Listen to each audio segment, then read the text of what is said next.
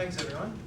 So I've thrown together a bit of a piecemeal presentation for tonight, not because it was all prepared at the last minute, but because when I was thinking about what a group of ATA members might want to discuss about community renewable energy, it struck me that it's probably quite a different angle to what we take when talking to the general public about it. And so what I think might be a good idea is if I've only got 12 slides that are just some talking points.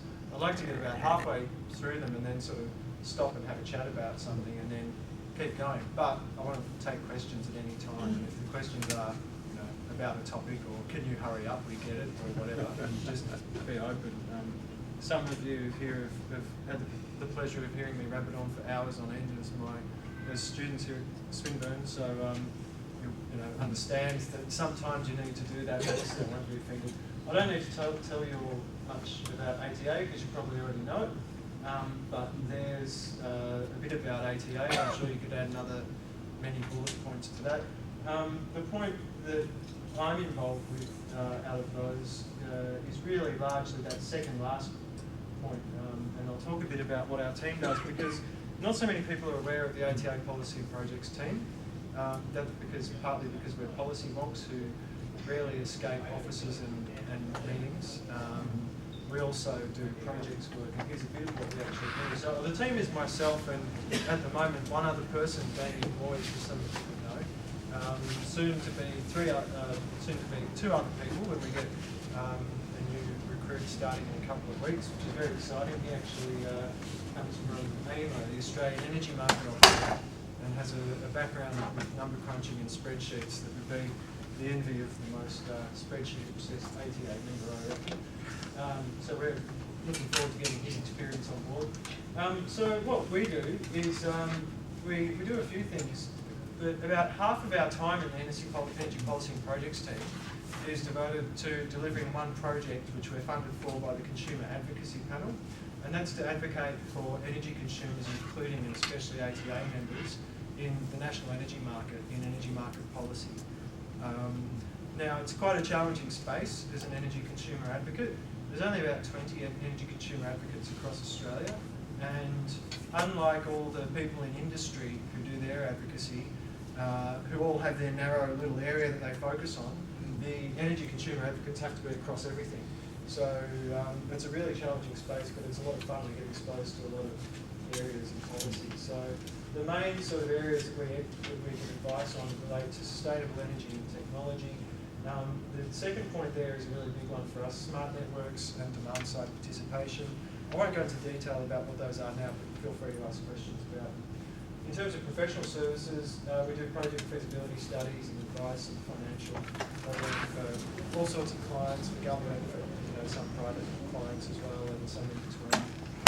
And recently a feature of some of our projects has been a lot of support for community renewable projects. In terms of those projects themselves, it's a really interesting space, and it's burgeoning. So there's more than 50 organisations around Australia at the moment who are at different stages of developing community renewable energy projects, and that's pretty exciting. We advocate for them as consumers as part of our energy consumer advocacy that I talked about before. We also, sometimes as a paid fee service, we provide technical and energy market expertise for them, and we also do that gratis sometimes, especially if the group becomes an ATA member, which entitles anyone to use our staff for services, of course. We're members of a group called the Coalition for Community Energy, which is a really energetic group that's just been formed in the last couple of years. There's a few key people behind it. It's national, so there's organisations involved, including Institute for Sustainable Futures in Sydney, including a lot of those 50 groups that are actually directly interested in advocating for community energy. We're also at the moment, there's not a lot of details to share, I'm not being secretive, but there's really not much to share at this stage. We're looking at a potential ATA community renewable energy project, be that working with another party to brand one of their projects with ATA, or to actually just say, look, we'll just do our own thing with members. So that's just space to watch. And of course, when it comes to community energy, ATA members are kind of at the cutting edge, and as I've said there, I was going to say the coal face, but that's probably not really appropriate for ATA members. I haven't had time to come up with a better analogy that involves things that aren't coal.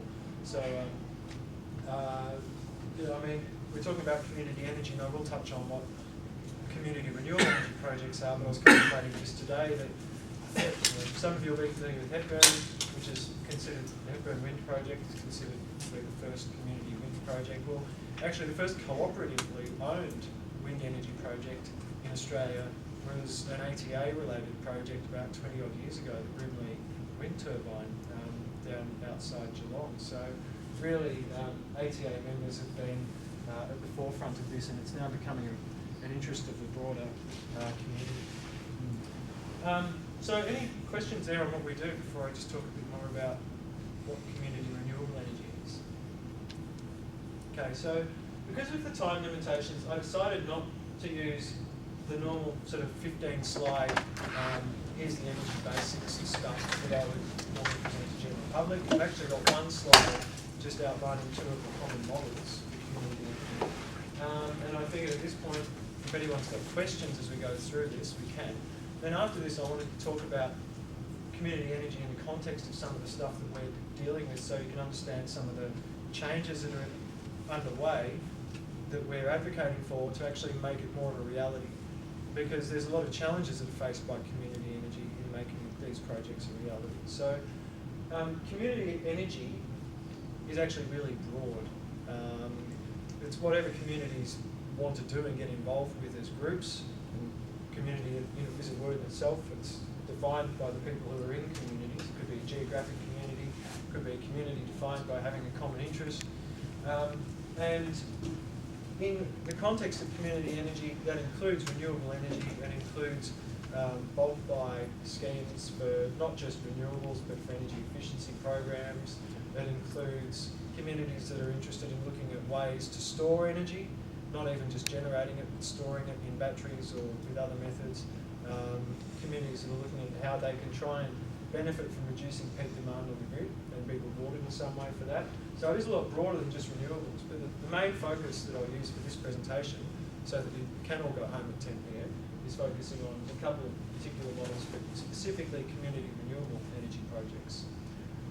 First one, some of you will be familiar with, and it's basically a community-owned wind farm. So a number of wind turbines. The classic example is Hepburn Wind, which is two. That's two megawatt wind turbines located in central Victoria. There's another one in Denmark in WA.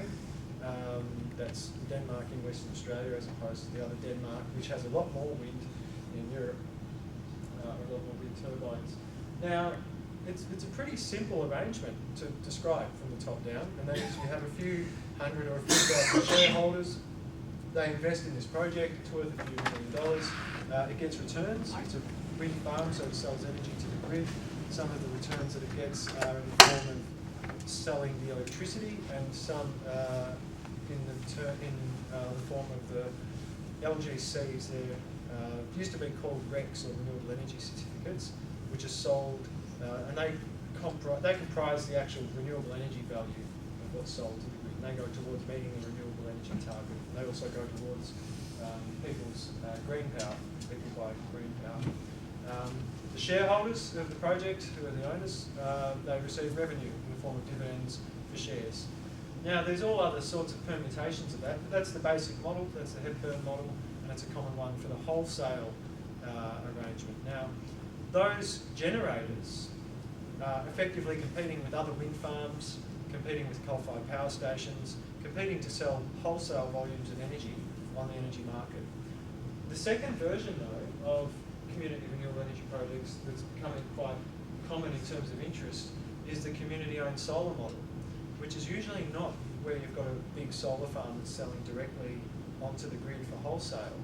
It's actually a similar ownership structure often, so you've got multiple shareholders, except rather than being a solar farm which is selling into the wholesale market like a big wind farm, it will be on the roof of a large energy user. It could be a public energy user like a library or a market, as in the case of one of the projects I've noted here, which is the live project which is proposed for the South Melbourne market. It could be located on a commercial or industrial site. Key thing is that being large-scale solar, or being medium-scale solar, I should say, and being located behind the customer's meter, they can sell energy to that customer, and it's worth a lot more than selling energy onto the wholesale market. So, whereas the wind farm model, which is the Hepburn model, it might get, I don't know, let's say 10 or 11 cents per kilowatt hour for the energy that it sells, which is the combined value of the electricity and the RECs. The combined value for the community-owned PV that's located behind an electricity meter might be 20 or 25 cents per kilowatt hour, because it's offsetting retail consumption at that site. And that's a huge difference, obviously, in terms of the return and the value of the energy. What scale does it need to be? Usually in the tens or hundreds of kilowatts to be effective. It really depends on the size of the site. And it's a really good question too. So large energy users pay less for energy. So there's this sweet spot in terms of the scale of solar, where if you're a commercial and industrial site, you might only pay 10 cents a kilowatt hour for the energy that you get from the grid, especially if you've got a relatively flat load that's not very peaky. So if you're investing in a community-owned solar project behind a meter on one of those sites, you won't get as good return as if you're selling to a, say, medium-sized energy user. And that might limit the size of the PV array to tens or hundreds of kilowatts. So another feature of the model for community-owned projects is that you can have an investment body, which is a bunch of shareholders and community, who can actually invest in more than one system. Because there's no reason, because it's solar, you need to limit it to one particular solar farm somewhere. With wind as a technology, one reason that bigger is better for wind energy is because that's how the economics of scale for wind turbines work. When you double the rotor diameter of your turbine, you increase by a factor of 4 the amount of energy that you can harness from that big turbine. That's why you have wind farms with big wind turbines on them, because every time you double the size of the rotor diameter, you get more energy produced. You don't need to do that with solar though, where you don't have the same doubling. Therefore, you don't get the reverse effect, which is with a wind farm, when you halve the size of your wind turbine, you get 1/4 of the energy out of it. So if you take your solar array, if you say, okay, we've got the investors here, we want to invest in a megawatt of solar, there's no reason it all has to go on one roof. You can put 50 kilowatts on the library, 200 kilowatts over here on a commercial industrial user. It can be in a number of locations.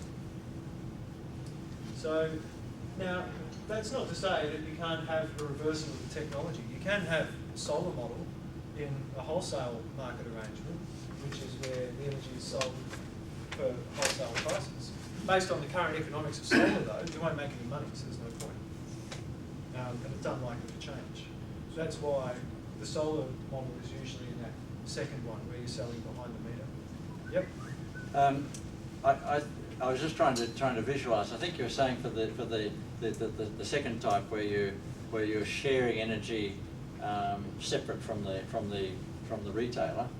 I take it you have to be all on the same side of 1 meter, and I have trouble visualising a community that has one common meter. So I probably didn't explain that as well as I could have. So in this case, the community are effectively the investors. So what they've done is they've invested in. Now, another way of looking at this is from the investment perspective. Let's say I'm a large energy user. I'm a commercial site and I use 10 megawatt hours of electricity a day. And I pay 15 cents a kilowatt hour for what I use. Now, I could go out and buy a 200 kilowatt solar array and it would pay for itself in 5 years. Except I'm not going to do that, because I'm a commercial site and I make widgets, and I don't invest in things that have a 5-year return unless they're increasing my widget output. So because it's energy, it's not core business, I'm not going to make that investment.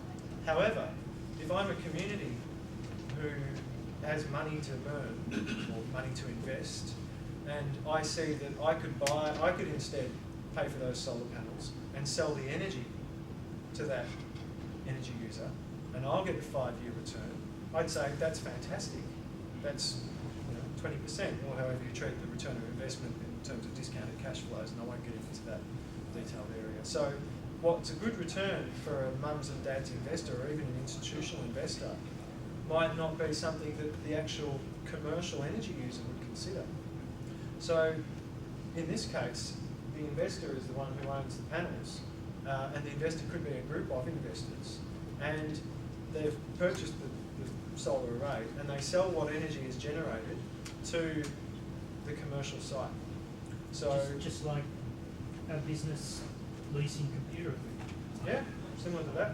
And that's a good point about leasing. It could be that you're leasing the roof space to do it. It could be that you've got an arrangement that's just an exchange.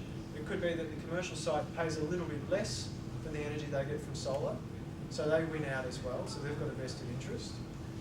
They save a bit of money, but even with that small amount they pay less than the grid, the cost of generating solar over the course of its life, including its asset cost, is around 12 cents a kilowatt hour. So if you can sell your energy for more than that, then you've made a profit. And that's the basic metric behind how it works for the consumers and the community to invest in.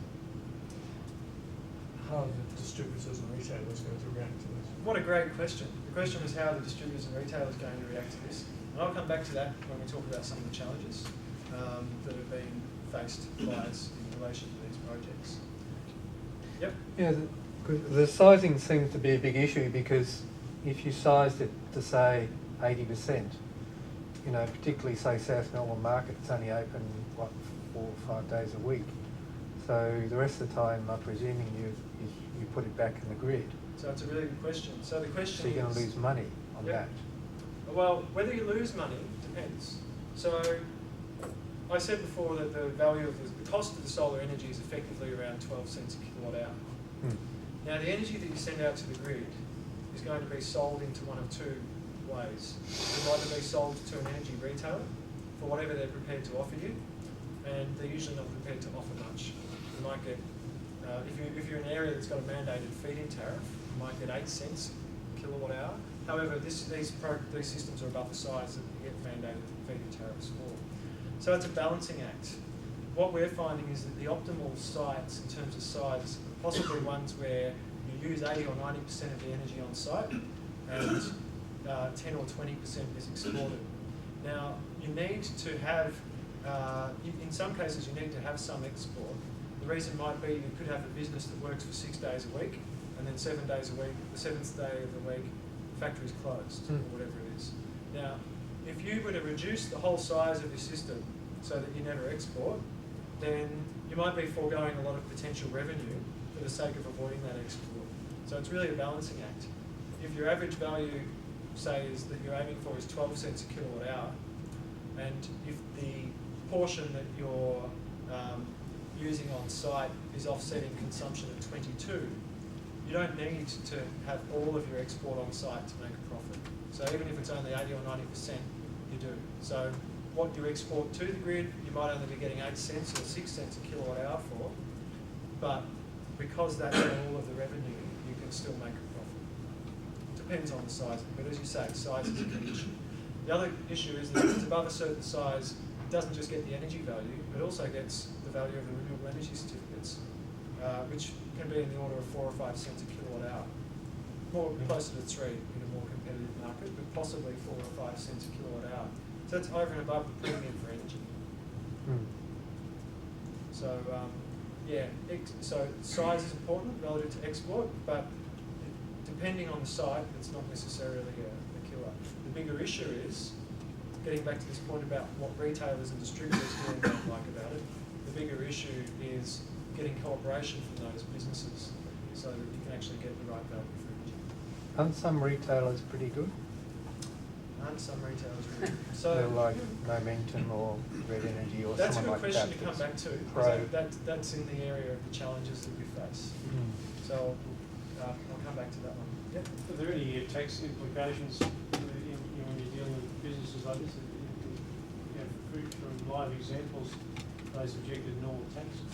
It's a good question, and it's one that with the community Coalition for Community Energy we're currently investigating, looking at the tax implications of projects and so on.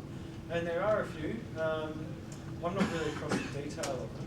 There are some in relation to business investments and so on. There are potentially some loopholes that we're looking at around. I shouldn't say loopholes, because as soon as you say loopholes, the taxman comes and tries to close them.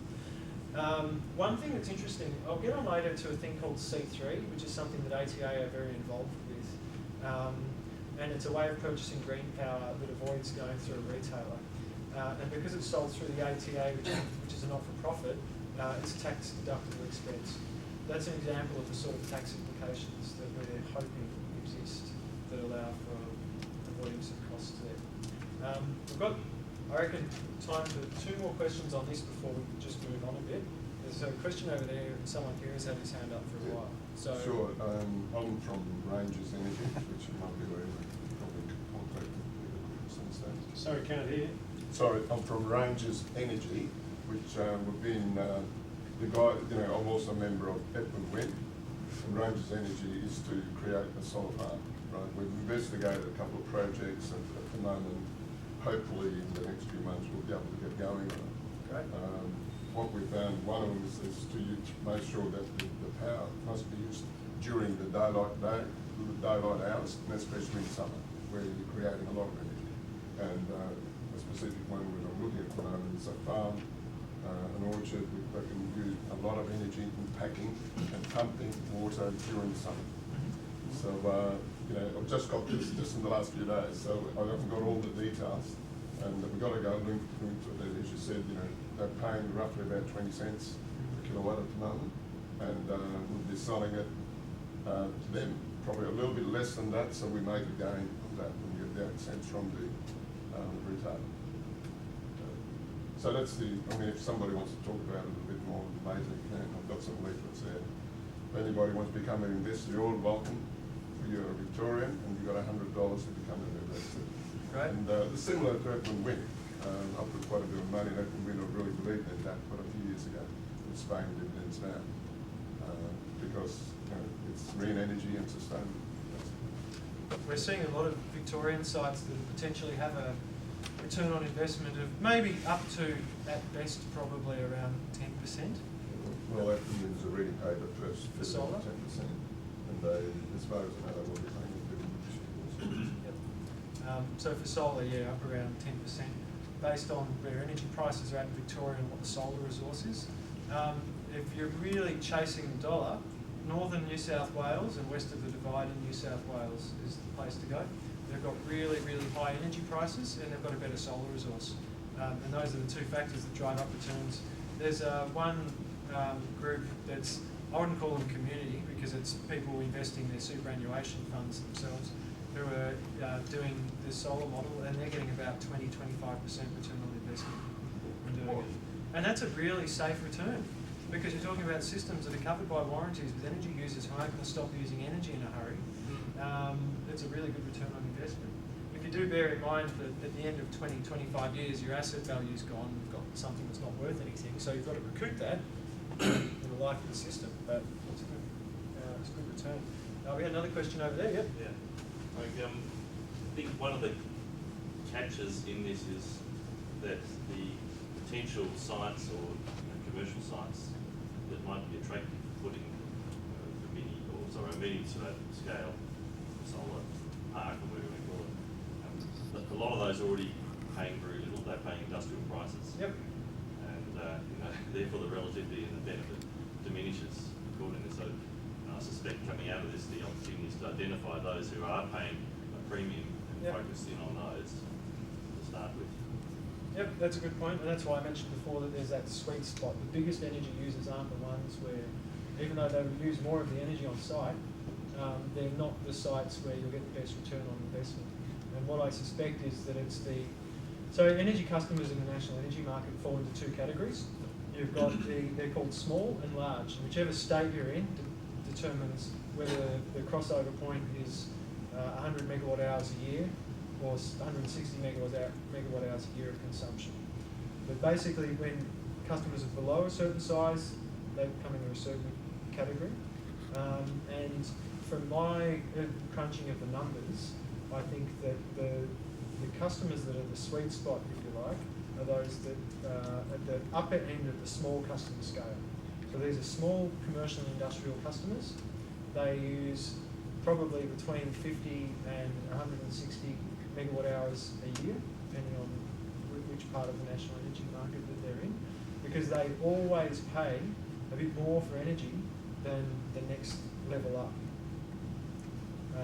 So Just following on from that, is there a way that yet that you can actually put communities or aggregate people behind the meter that currently aren't, so that you can therefore everybody harness the potential of that in the way that we're talking about? that's a great question, and that's a good one for leading into our challenges, because one of the challenges I'll get to will address that. So if I get to the end of the presentation and I haven't mentioned anything about virtual net metering, can you prompt me at that stage? Because that's exactly the solution to that one. All right. Any urgent questions before I move on? No? Anyone confused? I'm just wondering how this affects not-for-profit organisations as to if they've got a large building and they want to put panels up, what's the strategy there? What works, what doesn't? So if you're talking about an organisation that rents or owns a building themselves, and I mean, they're like any other entity that buys energy. If you're a not-for-profit and you're in a building that you own or rent, then you're also an energy user. You invest in the panels you own with yourself, and you have that contract. But they would give very little of the energy that's produced. Are they going to end up making a profit or not? Would they what? Would they end up making a profit? What's the sweet spot for them? Well, that's just like anyone investing in solar on their own roof. It's a question of, are they paying enough for energy for it to be worth their while to invest in PV? Or are you talking about where you've got something other than someone putting panels on their own roof? No, putting the panels on their own. You've got to be able to use enough energy, enough power to make it worthwhile. It's an investment. If you spend $50,000 to put PV system up, then you've got to get a return on that. Yeah. It's whether you use that or you invest your money in some other areas. And If their only way of getting money back is to sell it back into the grid, That's right. are they going Well, to make a profit? Well, the idea is that you size it so that you're not selling too much of it back into the You've got to grid. use Size it so you've got to use most it of yourself. You've got to have high usage, especially during the Yeah, it's exactly the same as if you're a home, a residential, making the same decision, or a business making the same If decision. they're only using 5%. Yeah, if you put in a massive system where you don't use much on site, then you're vulnerable to 200 or the 300 square metres of space. Yeah. You know, if they're only using 5%, what's generated? It's Yep. not worth it for us then. Yep, if you don't use much of the energy on site, you don't get much for what you export, so, yeah. Well, yeah, we could talk about the value of energy exported to the grid, but it is a really complex thing to understand. I mean, But as a not-for-profit organisation, do they get any special dividends or anything from government, any special dispensation? probably not. The energy market's seen as this whole wonderful thing that's kept discrete from from the tax system and the welfare system and all Because they of would those. get tax benefits, of course, but it's a not-for-profit. Don't think having not-for-profit status makes a difference to what you pay or get for energy. But we're ATA's not-for-profit, our energy bills are the same as anyone who uses the same amount of energy. If we put solar panels on our roof, it's going to cost us the same to install panels as anyone else. The returns that we got for sending energy out to the grid would be the same. The energy retailer is not going to give us a special deal. There might be aspects to do with tax, like if we could argue that it's something that reduces our, taxable income. It might be that we could reduce it might be that the tax implications around how the revenue is treated if we were generating revenue, but it wouldn't be enough to be the difference between a viable and a non-viable assessment. But I think the key point there is when we talk about the value of energy to the grid, I guess you want us to move on if possible, Peter. So I'll be quick on this. You can't expect the energy that you send out to the grid to be worth the same as what you buy from the grid. For the same reason that you can't rock up to the supermarket with a bag of apples and expect them to buy the bag of apples from you at the same price that they sell you a bag of apples. And that's the key battle that we have in the energy market, is getting the energy market participants to accept that, hang on, that bag of apples still does have a value. Just because you don't normally buy it from us over the counter doesn't mean that that it doesn't have a value that should be. Basically, it means the cost of setting it up Yeah. is still too high. Well, the cost of that, but through the energy market, there are costs other than the retail cost of energy. So the cost of the actual energy itself on a bill is only about a quarter of the actual bill. So that's the component that what you send out to the grid is actually What I'm saying is the cost of solar, the panels themselves and setting up is just too high. Oh yeah, yeah. So when I talk about 12 cents per kilowatt hour being the cost of solar, 11 point something cents out of that is how you amortise the capital cost for setting it up over the life of the system and over the energy that it produces. All right, quick question before we move on from this one, yeah? Related to that, so how much energy should you produce? Are you talking there about the average through the year, for example, or are you talking about the peaks? It's a really good question. So when you look at the profile of generation from solar, it's important to remember the way generation and export is treated on the energy market, and it's instantaneous, and it's based on export and import. It's not based on consumption and generation per se. Now, this gets a bit confusing, you know. Almost going to resort to a whiteboard, but I make a mess of whiteboards, so I won't. At a given point, if you're generating 100 kilowatts and you're using 80, you'll be exporting 20 kilowatts. Now, once it's exported, that's it. It counts as exported energy, and it's sold to the grid. You don't get that energy back later when you use energy at night. So it's important, therefore, that when you design your system, it's designed to take into account how much of that energy is going to overshoot your demand, and that has to be accounted for with a different value to what you use on site. And as I mentioned before, for a lot of these projects, using 80 or 90% on site seems to be the sort of sweet spot. Now, there's a lot of, before these projects become a reality, and some of them can become a reality now. Oh, thanks.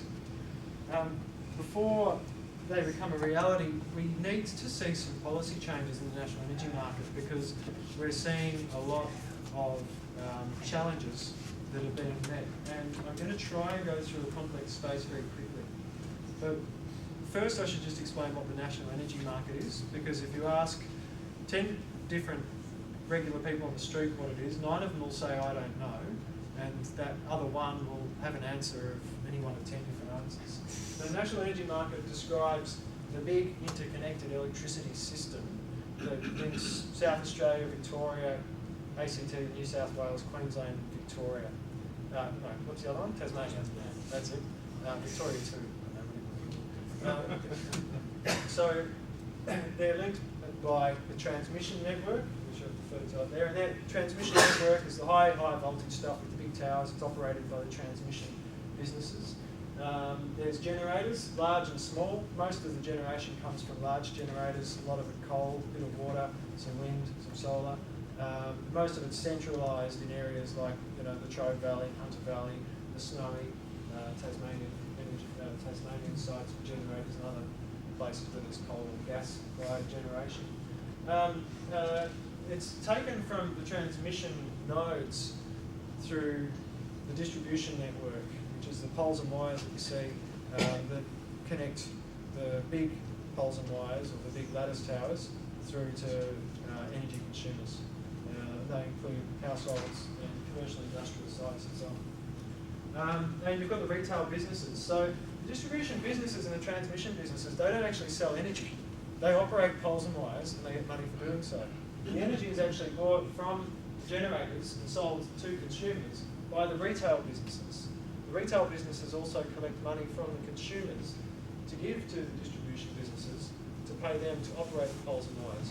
So the services that the distribution and transmission businesses give aren't actually involved in actually selling energy. They're selling the services around that. Now, this is the simple version of what the national energy market looks like. And I've deliberately avoided drawing attention to really complex relationships. But the important thing to remember here is that when you start looking at community energy, this simple relationship that consumers are used to having between themselves and the retailer for the purpose of energy going one way goes out the window. Because a community energy proponent is, as well as being a consumer often, they're also a generator. They also have to deal with retailers, and they might even be a type of retailer or an exempt retailer if they're selling energy behind the meter. Then they'll have to deal with distribution businesses around things like grid connection. So the national energy market is a really complex space to negotiate, and it hasn't been set up to be dealt with by community organisations. So there's a lot of barriers. Some of the barriers are institutional, and I'm not going to go through this in detail, but that just describes at a high level the policy framework that I have to beat my head against every day in trying to effect some sort of change to make sustainable energy and affordable energy for more consumers a reality. So you've basically got this governance arrangement, you've got a rule maker, the AEMC, you've got a system operator, AEMO, and you've got the regulator, who's an economic regulator who does some other stuff as well. They report up to the big decision makers, which is the group which is formerly known as MCE. It's all the state and Commonwealth energy ministers. They all get together and conspire to make energy more expensive for us. And there's other aspects that influence the energy market as well. In each state, you've got these legacy, and I say legacy because we're slowly moving towards national energy regulation and national energy frameworks. It used to all be state-based, but even council-based in some aspects.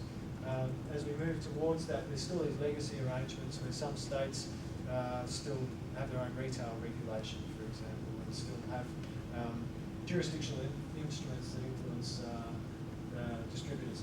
Anyway, enough about that. It's complex and it's difficult to negotiate, and it's some of the reasons for some of the challenges that we're having stem from the fact that we've got this very well-established, antiquated design for a national energy market, the institutions in the energy market, and it's all been set up for one-way energy from coal-fired power stations and big hydro stations and gas through a system one way to consumers, and money goes back the other way. And now rooftop PV, community energy projects, all of that is challenging that paradigm, and with that a lot of the policy, a lot of the frameworks needs to change so that that can happen. One of the first challenges, and it's actually getting away from the energy market, but it's early stage finance for projects. So there's no shortage of interest in getting projects like this working. We're talking about community energy projects here, like PV and wind. There's a lot of organisations that are keen to do it. Often it's actually a good investment. When you find the right sites, it's a no-brainer. But there's a challenge in actually getting the finance to go through those early stages of project development. And that's a real barrier. It's one that might be met, I'm going to try and not get political, but some of you might have noticed today that Greens announced a $100 million program if they get in. So, I mean, whatever. If you see the pictures, I was hiding behind Adam Band as he was announcing it. So I mentioned before that we're involved in the Coalition for Community Energy, and although there's not a lot of certainty yet, I'd say this is another space to watch. I think we'll expect maybe one of the other big parties might have an interest in sort of matching what the Greens have said as well, saying they'll make a commitment to community energy. I would hope that if Tony Abbott is determined to wind up the Clean Energy Financing Corporation, then he might consider putting something in its place that at least returns some prospect of renewable energy to the community. It'd be interesting, and I'd like to see that. In any case, the barrier is getting that early stage finance and support. There's also other entities that are around looking at how they can support these projects, institutional investors saying, okay, this is high risk, potentially high return stuff. And when you diversify risk over a whole lot of projects, it actually makes it a lot lower risk. So maybe could actually win some support from institutional investors as well. Now, a question before about what do distributors think of this? So we don't have good frameworks in place for connecting things to the grid. At the moment, the energy distributors kind of have complete control, to a large extent, over what gets connected to the grid and how it gets connected to the grid.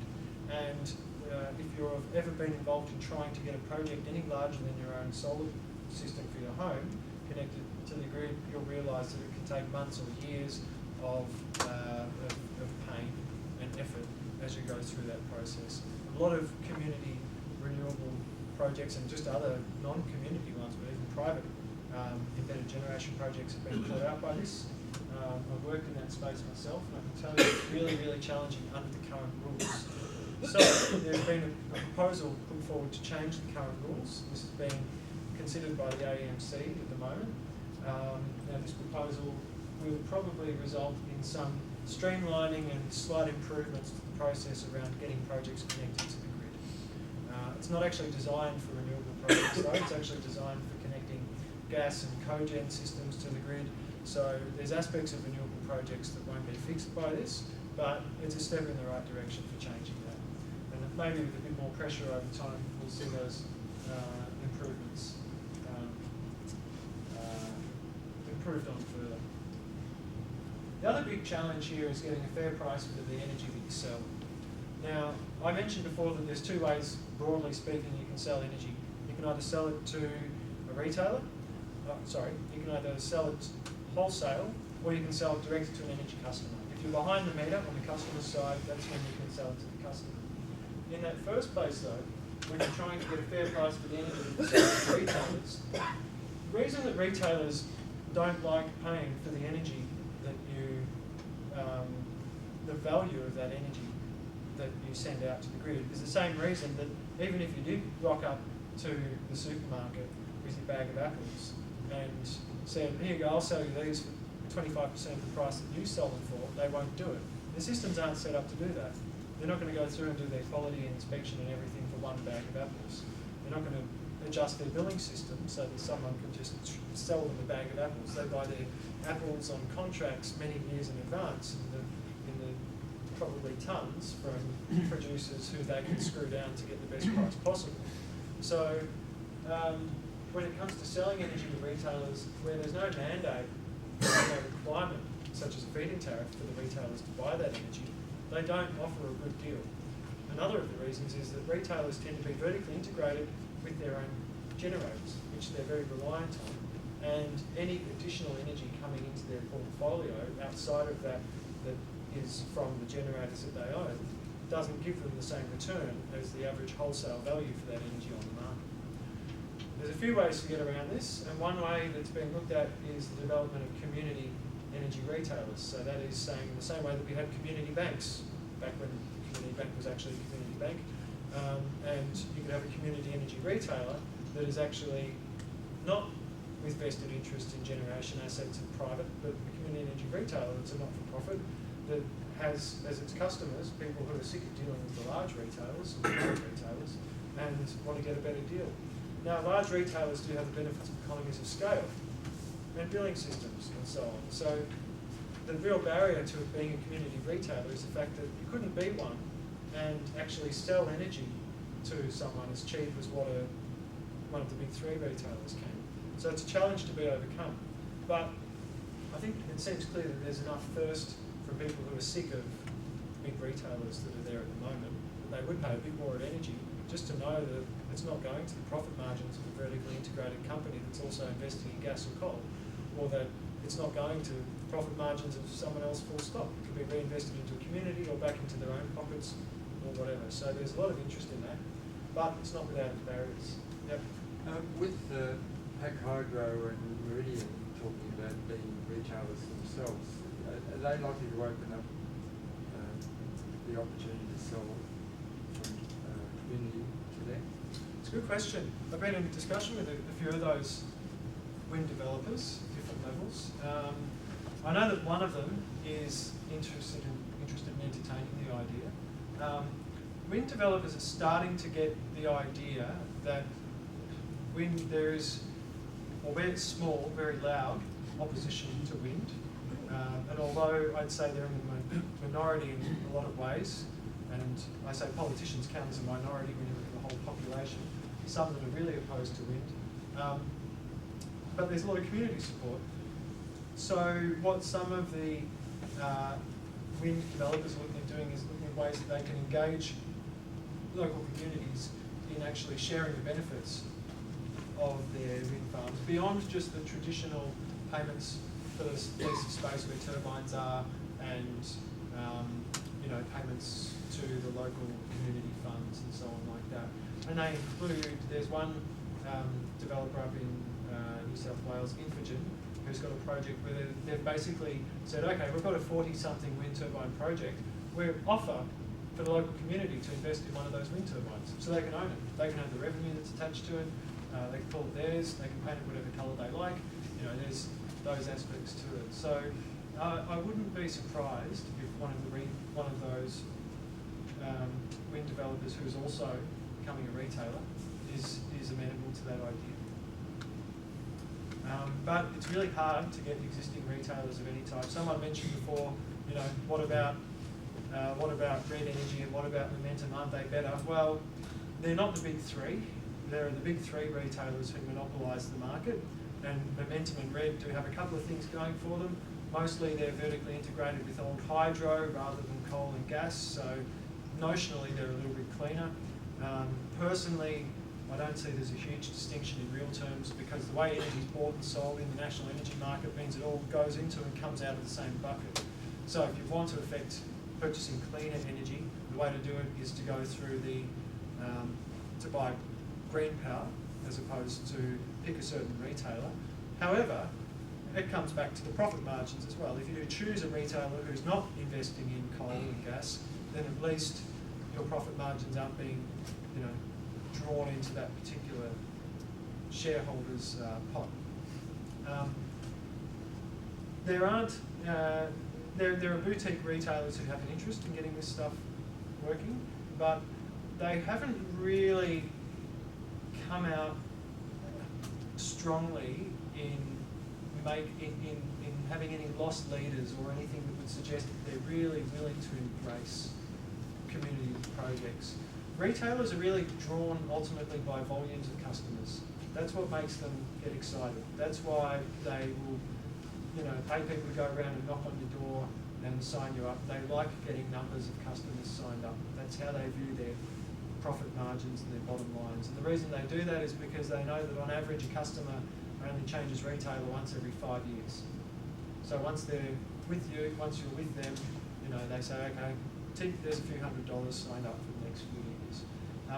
Where existing retailers can probably be incentivised a bit through community projects, therefore, is through loyalty.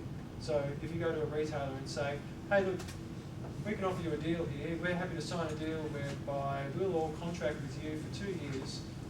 If you agree to, and we'll pay your normal price, we'll contract with you for 2 years if you'll buy the energy from our project at a reasonable rate. Or maybe the reverse. You know, if you buy the energy from our project at a reasonable rate, will you also give us a discount on our energy? So there's different ways it can be done. Hepburn Wind struck up a deal with Red Energy, their retailer. It's not a bad outcome, but I think a retailer could do better in what they can offer to the community. I think if they really, they seem to be very risk averse when it comes to these sorts of projects, overly so. And I think part of it does come back to the fact that they're vertically integrated, so generators are their competitors. So they would be investing in and supporting one of their competitors in supporting a community renewable energy project. So it's a hard paradigm for them to get around, or a hard concept. And probably made worse as electricity consumption is going down. Well, that's another thing as well. You know, the national energy market at the moment is entering into a period where we're seeing a lockdown from the retailers and generators who are concerned about where their the profits that they thought they were going to get from all the stuff they invested in when they thought demand was going to go up. That's not happening now. Energy gets sold by generators into a competitive market. Now there's no oversupply. So there's depressed prices and the generators aren't making as much money. And because the generators are aligned with the retailers, you know, that's a risk that they're all bearing. Yep. Diamond Energy guys came and spoke to us a few months ago. I Oh, think they're generators as well as Yep. retailers, and they're renewable generators, is that Yep. right? Are they interested in getting energy from communities as well? They are another for-profit retailer, and they are another retailer who is vulnerable to the economics of scale because they don't have a lot of customers. Their relative cost to serve is quite high. And like the other retailers, we haven't seen them actually do anything yet that suggests they're willing to offer a better deal for community renewable projects. I shouldn't, speak disparagingly of any specific business that is doing some stuff that is renewable, and that they are doing some good things, and over time they've definitely done some good individual things in offering particular renewable projects a good return for the energy they sell, just offering the true value to the market. But I haven't seen Diamond or any other retailer actually take the next step of supporting the community renewable energy project. Actually, in Diamond's the partner with the new solar power system in Jura, and I actually had a look at that on Sunday. Oh yeah, is that a community project? No. No, it's just another Their investment own project community. that they're buying the energy from. That's right. So, I mean, you're right, it's good that they're supporting those things, but they're doing it for profit because there's money in it. Yeah. And, they will support those projects. That's a lot lower risk for them than a community renewable project. But, yeah, thanks, I wasn't aware that they were investing in that. So, getting a fair price for that energy sold to retailers is difficult. Yeah, there's an element of, well, we can't beat them, so maybe join them, become a retailer or a community retailer. Well, the other one is avoid them altogether. So it's always been challenging for projects. Now, this is really in the realms of the wind farm model, in the megawatt scale. It's always been challenging to sell energy onto the wholesale market because it costs you about $10,000 to get licensed, and then you've got prudential fees, and you've got compliance fees, and so on. And you have to register as an individual generator, and you've got jurisdictional obligations and stuff. And part of that challenge has now been overcome by the introduction of a new market participant in the wholesale market called a generator aggregator. So this is basically an entity. They call them a responsible person or a market participant. Those are the market jingos, or mingo. What they do is basically they will have a number of generators at a number of sites, but the market will see them as one generator. So they register once, and they act as an intermediary that allows for multiple small generators to access the wholesale market. That means they can participate in the market, avoid selling energy as a retailer, and avoid selling energy to a retailer, and they get spot market prices. Now, why would you want to participate in the wholesale market? Well, what does it mean? If you're participating in the spot market, it means that your generation is directly exposed to spot market prices. Now, our electricity bills might vary, might have off-peak of 14 cents a kilowatt hour, and might have peak of 30 something or whatever, and that would reflect an energy value of about $130 a megawatt hour up to 300 something. However, the actual value of energy on the grid varies from minus $1,000 a megawatt hour up to $13,100 a megawatt hour, and can change at any half hour. So it changes from one half hourly period to the next, and it varies at any time by those ranges. And that's the spot market price. Now, that's the price that retailers pay for the energy that they sell to you. Generally, it hovers between 20, 30, maybe $100 a megawatt hour, but it can spike. On hot days in summer, or when a transmission network fails, it can get up into the thousands.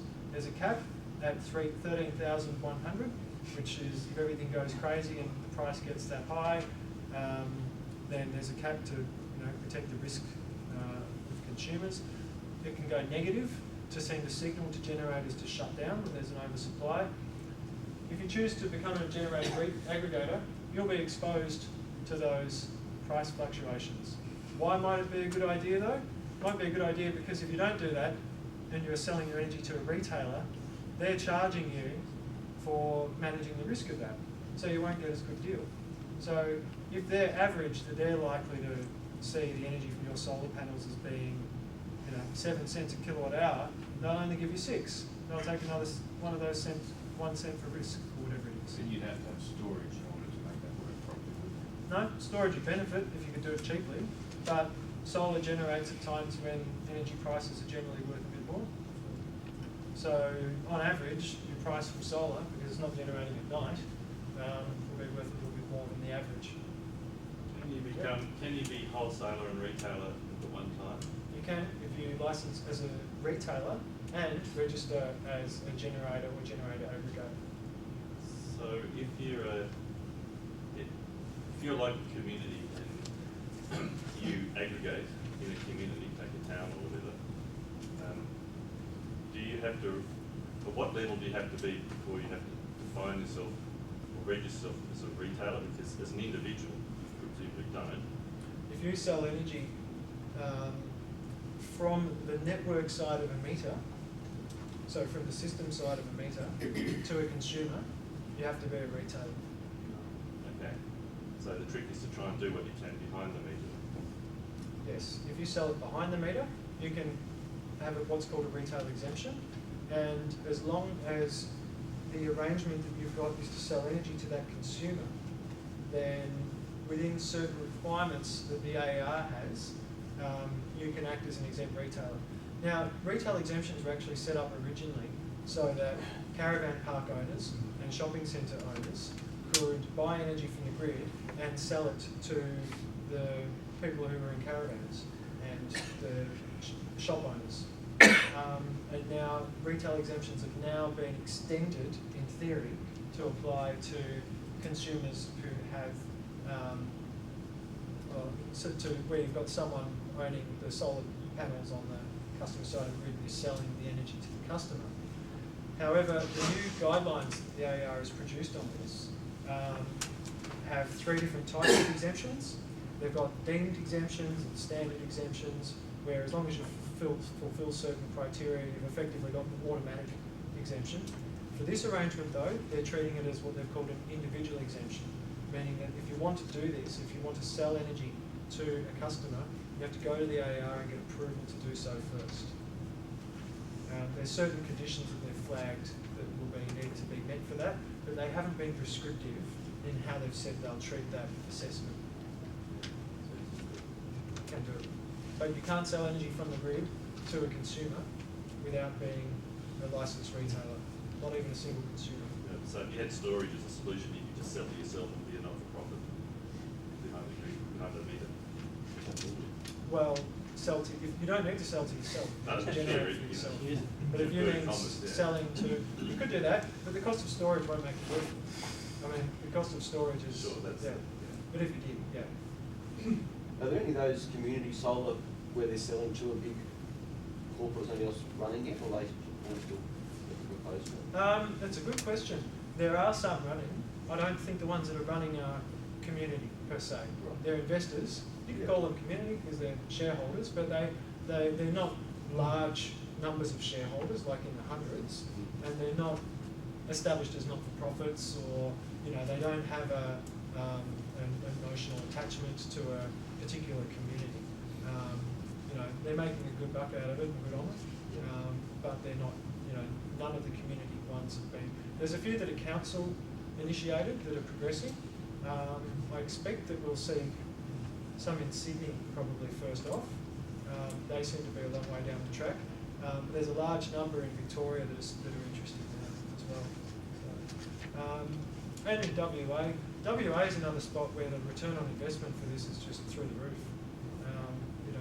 Because they don't have large energy users in WA don't have as big effectively discounts on their energy use as large energy users do here. There's data centres in WA that are still paying 20 cents a kilowatt hour for energy, which is much more than big commercial industrial users are paying here. All right, so selling energy is a real challenge, and there's a few things that are being done at the moment to get around that. Now, how are we going for time? Fine. Fine? Okay, cool. So, now this is another challenge, and quite an interesting one. In fact, I'm going to take a bit of a diversion here because it's a good time to. I might just let people know about the smart meter guide, if you like.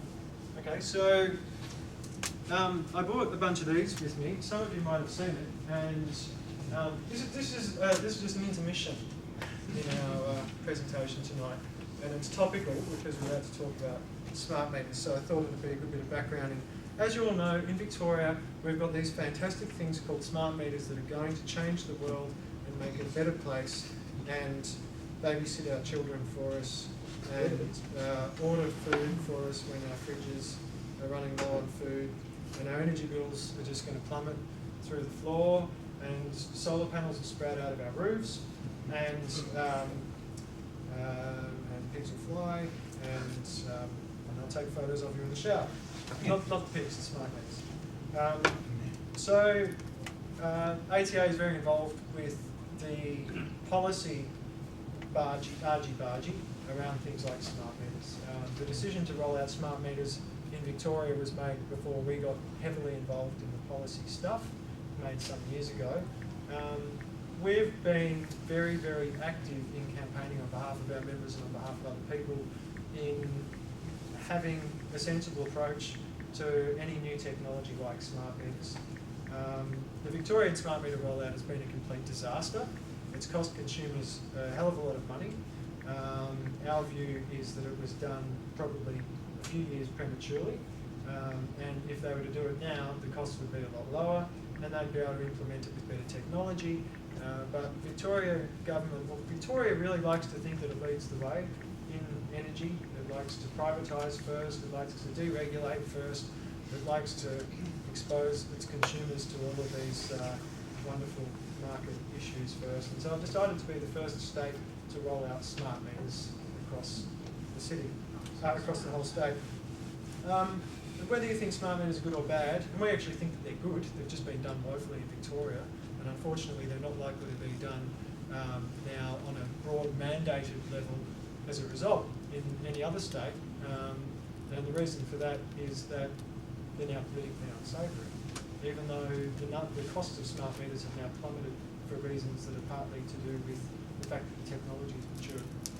Anyway, in Victoria,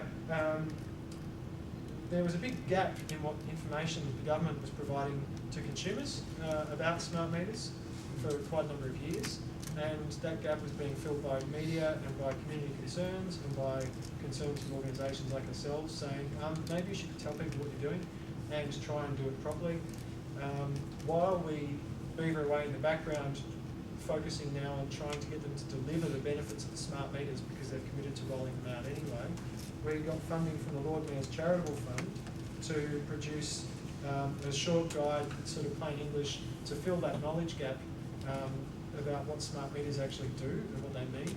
So we've provided this impartial guide because, of course, what was coming from energy businesses and what little was coming from the government was generally either glowing or lacking in detail.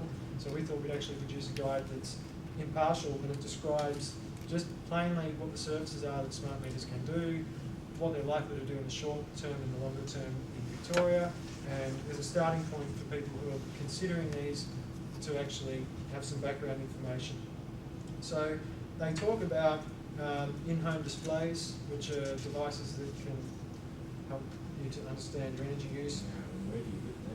Well, have a look in the guide. Energy web portals. Yeah, there's a couple available. For one of them, you have to be with a particular retailer, and another one's available for sale for around $60 or $70. There's a picture of it here. Energy web portals, which are online portals that can show you how much energy you've used and when, and so on. Flexible pricing. So this is the big one that's coming up soon. And a moratorium on time of use pricing in Victoria. That's when you pay more or less for the energy you use depending on the time of day. Even though it's a concept a lot of people are familiar with from having off-peak. A lot of solar customers are familiar with it because they were moved to time of use pricing when they installed their solar panels anyway. We'll see 3-part time of use pricing being introduced from September on a voluntary basis. It's actually potentially going to be a good idea for some people to move to, because some people will be able to avoid cross-subsidising other consumers by moving to flexible pricing. The people who are going to benefit from moving to flexible pricing will be, for example, the people who don't own air conditioners, who aren't, who use less energy during those high peak times in the summer. People who use less energy during peak times generally. At the moment, those people are cross-subsidising everyone who does use more during peak. So for some of those people, flexible pricing would be a good thing. In fact, studies seem to indicate that for 70 or 80% of people will be winners if they move to flexible pricing. But only if the flexible pricing is cost reflective, which will bring me back to that point soon. And we talk about the risks and availability of all these things. It's a short guide. Feel free to take a bunch of them. Direct load control is an exciting one that smart meters can do, but we're not seeing that implemented yet, and that's when smart meters can be used to cycle loads. You could voluntarily have cycled like a hot water or a pool pump or even an air conditioner in return for having a rebate or an energy saving for avoiding some energy demand during peak times, which cost a lot to supply energy.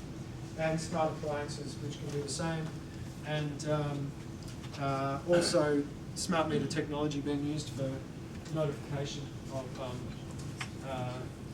notification of messages about things like energy use. So there's a guide about that. And obviously some people find smart meters offensive. Yeah, so we try and be, well, we're not impartial about smart meters. We kind of slam the government where they deserve it for getting bits totally wrong. But our focus now is saying, well, there is some cost and they're happening anyway, so let's get those benefits out. Let's inform people about what they can do. So, getting back to the challenges, one of the challenges that we have in just generally in relation to community energy, because it relates to a lot of these things, is the lack of cost-reflective pricing and smart technology. Now, you don't need to have smart meters to have things like load control, but it helps. And now that the pricing of smart meters has come down, this is more of a case for states other than Australia, other than Victoria, it would make sense to couple smart meters, cost-reflective pricing, and the technology to get into people's homes to do things like load control and help give them better information about how they use energy. If you have smart metering, it can actually help with different types of community energy projects. Not just community renewable energy, but where communities are interested in looking at alternatives to having high peak demand in the area that drives up everyone's bills, when you can have some consumers voluntarily reducing their peak demand, getting paid to do so. You need technology to actually report that that's happening. You can't do it with just old accumulation meters and no remote communications. So the lack of that technology is a bit of a barrier to community energy generally. In Victoria, we've got the smart meters, waiting to see how long it takes us to get some more advanced functions activated in those. In other states, what we'll likely see in the next few years is the implementation of some recommendations that came out of a review the Australian Energy Market Commission did, called Power of Choice Review. And there was actually a really good outcome that we were quite active in pushing for. Basically, it was a review that they did into ability for demands for consumers to participate in the national energy market in a way beyond just buying energy. So they looked at generation of energy, they looked at direct load control, they looked at the technology, they looked at how people pay for energy, they looked at all sorts of stuff. And it is so detailed and complex that we would be here for hours if I focused on the actual detail of what all of those specific changes are. Now another one that relates to that is that we have at the moment what's called an energy-only market. Now I mentioned before that the price of energy on the wholesale market can go up to $13,000. Now when you think about it, if I've got, say, a mining operation and I've got a crusher that's sitting there and it uses 10 megawatts or whatever, if the energy market operator decides on this particular day that they need to turn on a lot more generators and the price is getting up into the thousands, wouldn't it make more sense just to pay me a few hundred or 1,000 or so to turn my crusher off instead of turning on more generation? It would. But the way our current energy market works at the moment doesn't allow for that. You actually can't get the value of it. You can only pay generators. You can't pay people to switch off. And this has been identified as an issue. In fact, this is another thing that has come out of that Power of Choice review that I mentioned. In order to fix it, AMO, which is the Australian Energy Market Operator, are now developing a new mechanism to the energy market, which allows for loads, large commercial loads, such as a crusher at a mining site, or a cold store, or some loads at a smelter to be switched off and paid for the spot price for energy. So they can actually get paid instead of a generator getting paid. By them getting paid the spot price, it means that the next most expensive generator isn't being dispatched. So that actually saves money for everyone. It means that we've got a more effective, competitive energy market. Some energy markets already have this, but Australia, or the NEM in Australia, as I said before, was very much designed around this one-way flow of energy, where energy goes one way, dollars go the other. You don't stop using energy, you just keep using more of it, and the generators get paid more. So there's a lot of resistance from the generators and from the retailers in this particular mechanism, because it's not actually designed for generators or retailers. There's a new market participant being introduced that will be a competitor with them. So it's a really, really challenging space. We, as I alluded to, we're on the committee that's helping AMO design this mechanism, and it's interesting. I'll tell you that much. Some of the US states already have that, do they? Yep, even WA's got it. WA has what's called a capacity market, which operates a bit differently to an energy-only market. In WA, you don't get paid for the megawatt hour, well, you do get paid for the megawatt hours you produce, but most of your payment is based on your ability to be there as a generator. So you'll be there, you'll be on call, effectively, within certain parameters. And that's an easier arrangement for demand response to actually access than this energy-only arrangement where it's just based on the per megawatt hour value. So it's obviously very complex, because if you're paying someone to switch off, you've got to be able to guess how much energy they were going to use anyway, which means that there's these baselining methods that have to be implemented. It's quite a new thing in the energy market. You have to remunerate them based on saying, okay, well, you were going to be using 10 megawatts during this time, but we've only got your meter as using 2, so we'll pay you back for the 8. It's a challenging thing to work out. Yep. If you were buying, if you was a user was able to buy power at the spot price, yep, that would have exactly the same effect. That's exactly right. That's the 10-point question of the night, I reckon. So if there's different ways that you can be an energy customer, and you can actually be what's called a market customer, where you buy all your energy at spot price. And the beauty of being a market customer is that on average, over time, you should have lower energy costs. For the same reason as I mentioned before with generation and retailers, because what retailers do in between you and the market is they hedge your risk. So as a customer, you could choose to do that, and over the long term, you'd probably be better off, or you'd definitely be better off over the long term. But where you say you can, you mean even a retail customer? What's that? You mean even a retail customer or a large commercial customer? Well, if you're a large commercial customer, yeah. I mean, if you're a large commercial customer, you would be a retail customer. So you'd normally be, you have a choice of being a customer of a retailer, yeah, where the retailer does that exposure to risk, they smooth that out for you, yeah, or you just expose yourself directly to the market prices.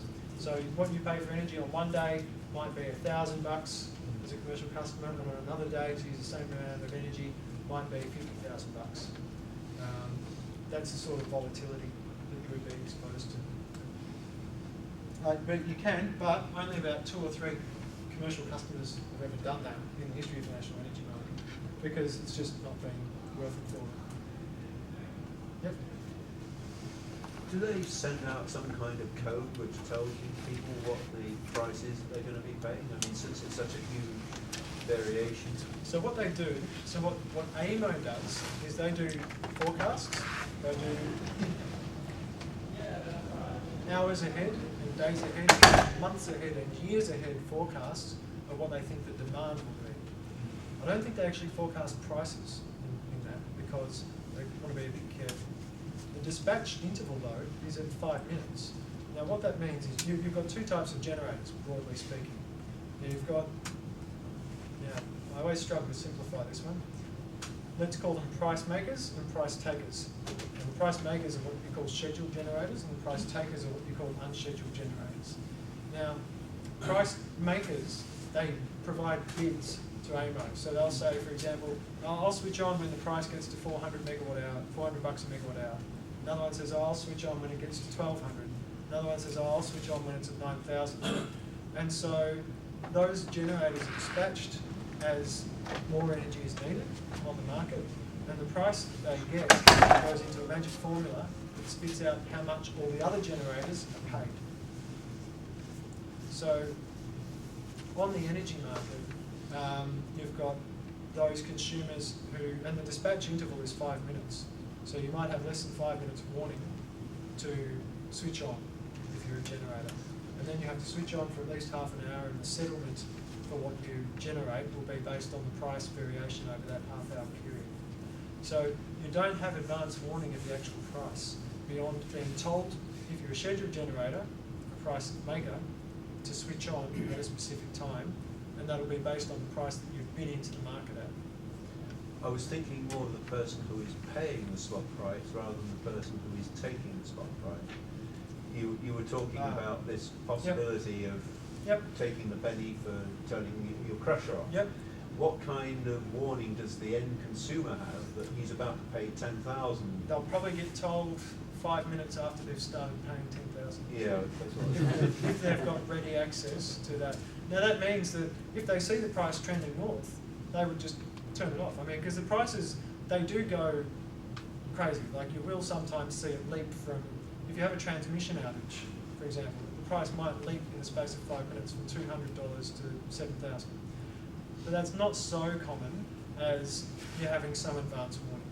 So if, for example, the price has hit $1,000 a megawatt hour, you would probably say, we know that there's some generators out there who are gaming and they're rebidding, and we know that demand is going to go up further for the next half hour or so, so the price isn't going to go any lower. So if I'm prepared to turn off that crusher, I'll do it now, because when the price does keep going, it will get up to that level where it's worthwhile doing that.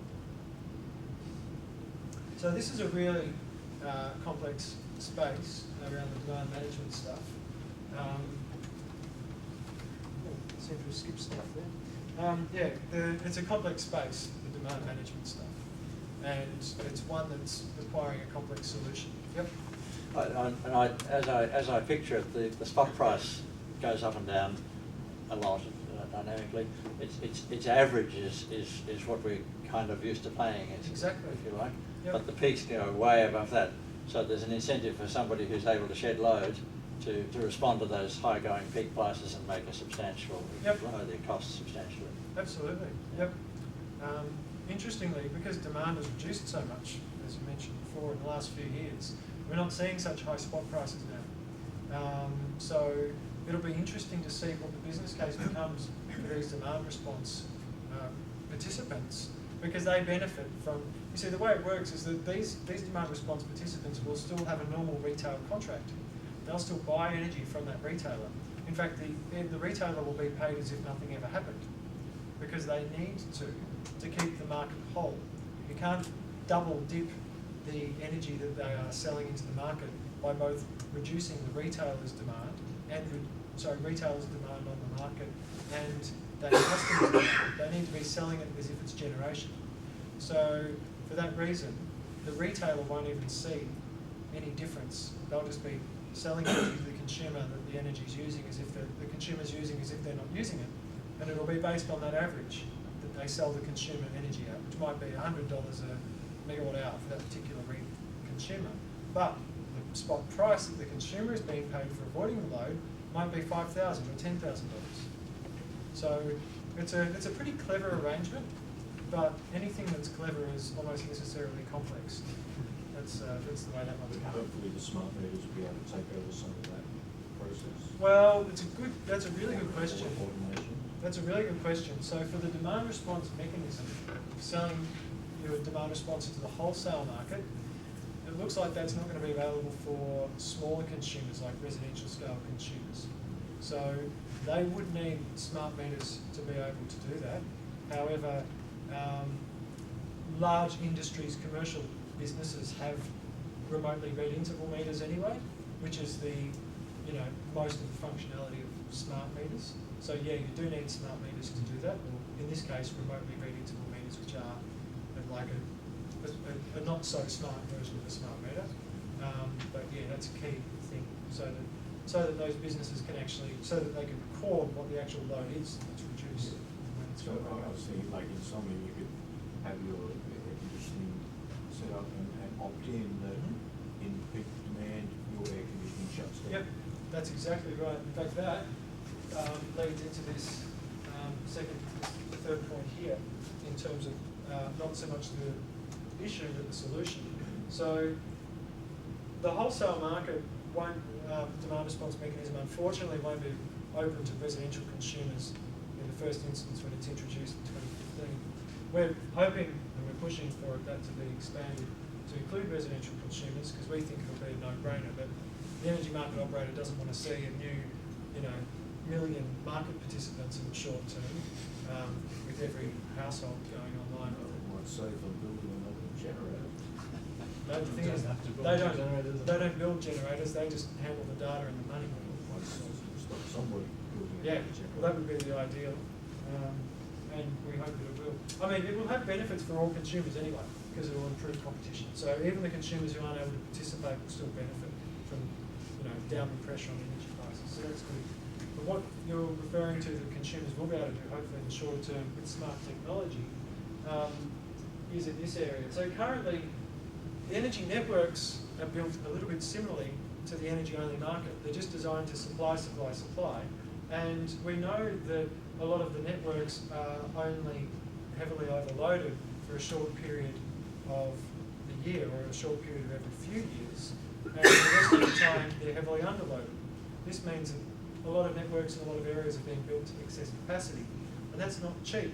Most of the reason that energy bills across Australia have gone up in the last few years is due to network costs. Interestingly, they've gone up a lot in Victoria as well. Not so much of that's due to network costs. Victoria's networks are relatively efficient.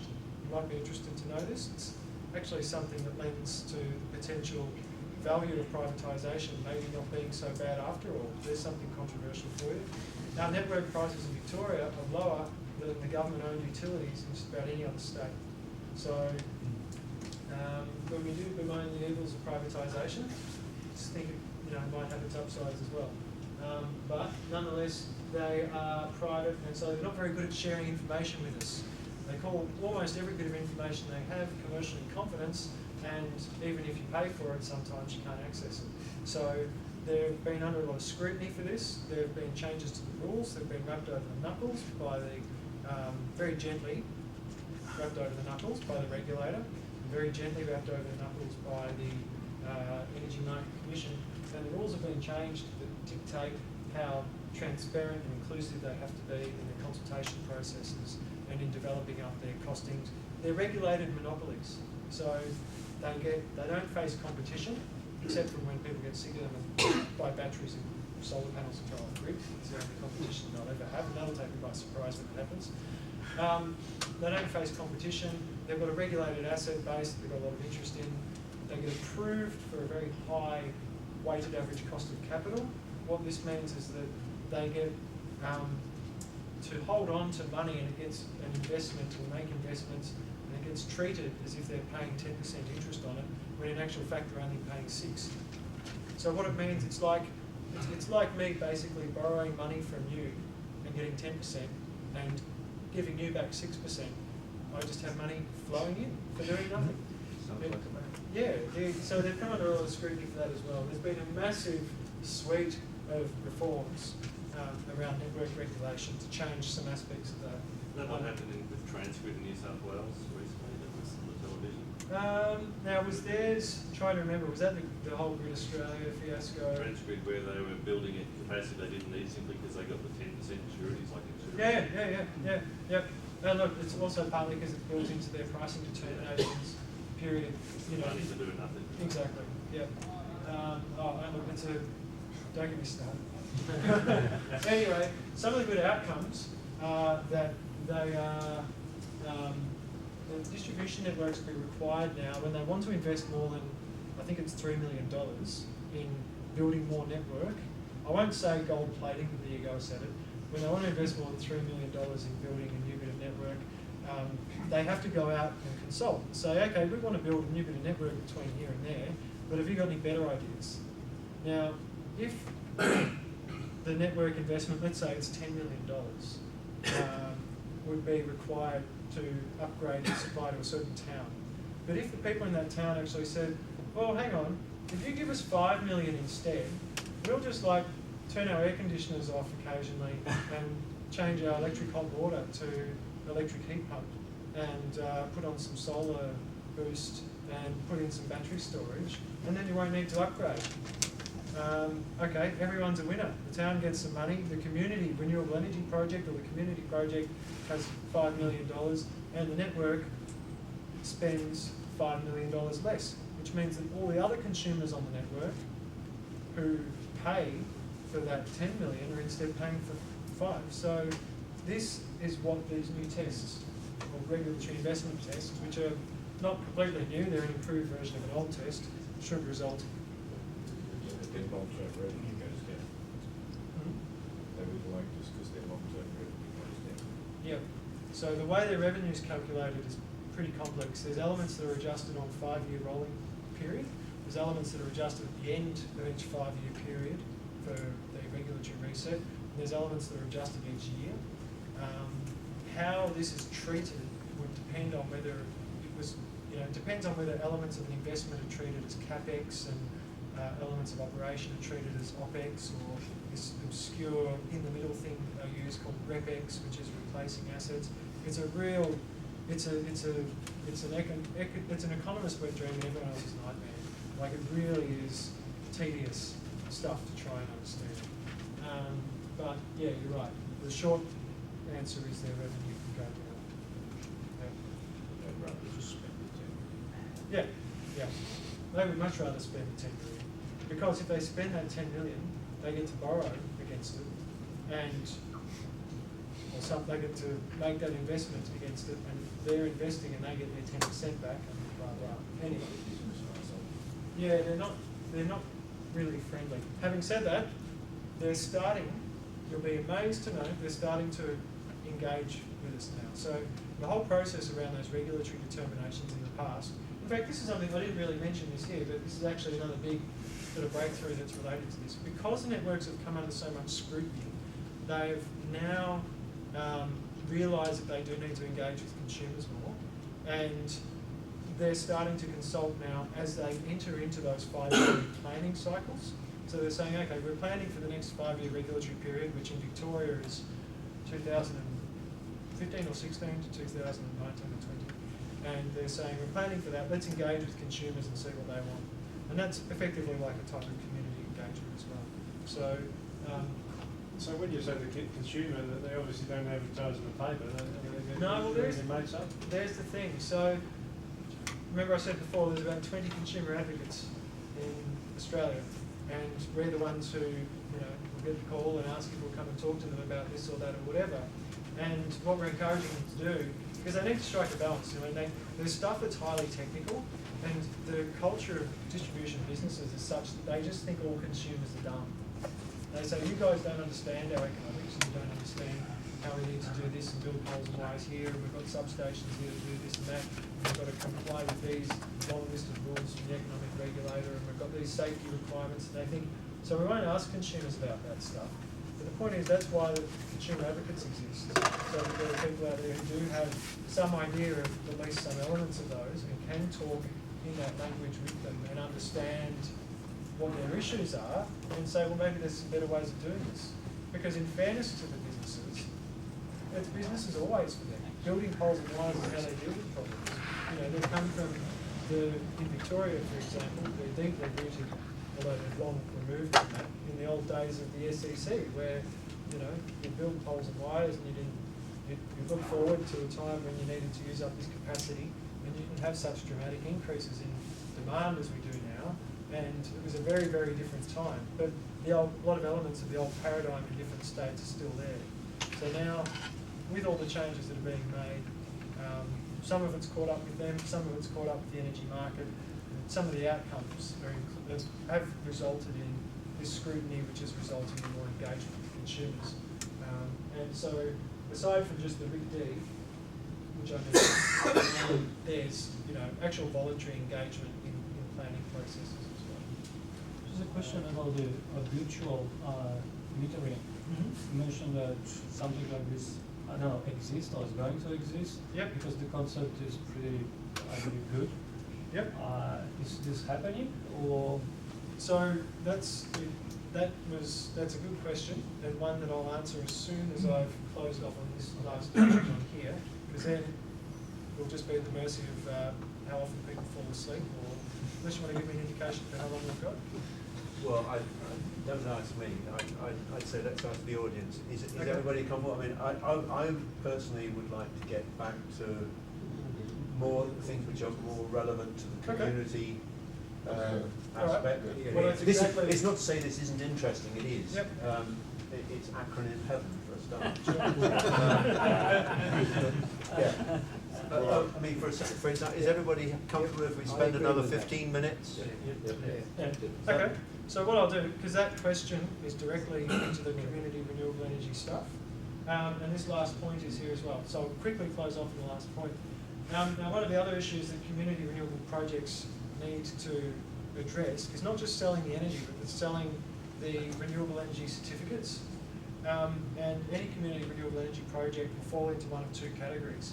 Either it sells to renewable energy certificates which are SRES, or sorry, into the small renewable energy market, which is a deemed market where they get a certain value, or it'll sell them into the competitive renewable energy certificate market, which is the LREM. What's the threshold on that again?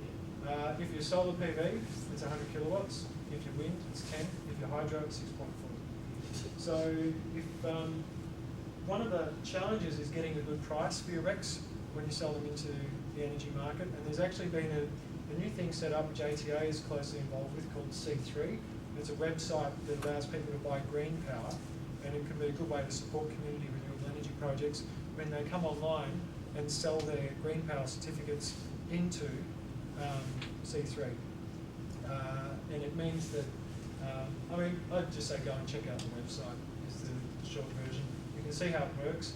What we hope to introduce in the next year or so is a facility that allows specific projects to sell their green power through that. And that means for these community renewable projects, they'll be able to get higher value effectively for the energy that they sell, because the energy, because green power certificates are attached to the volume of energy.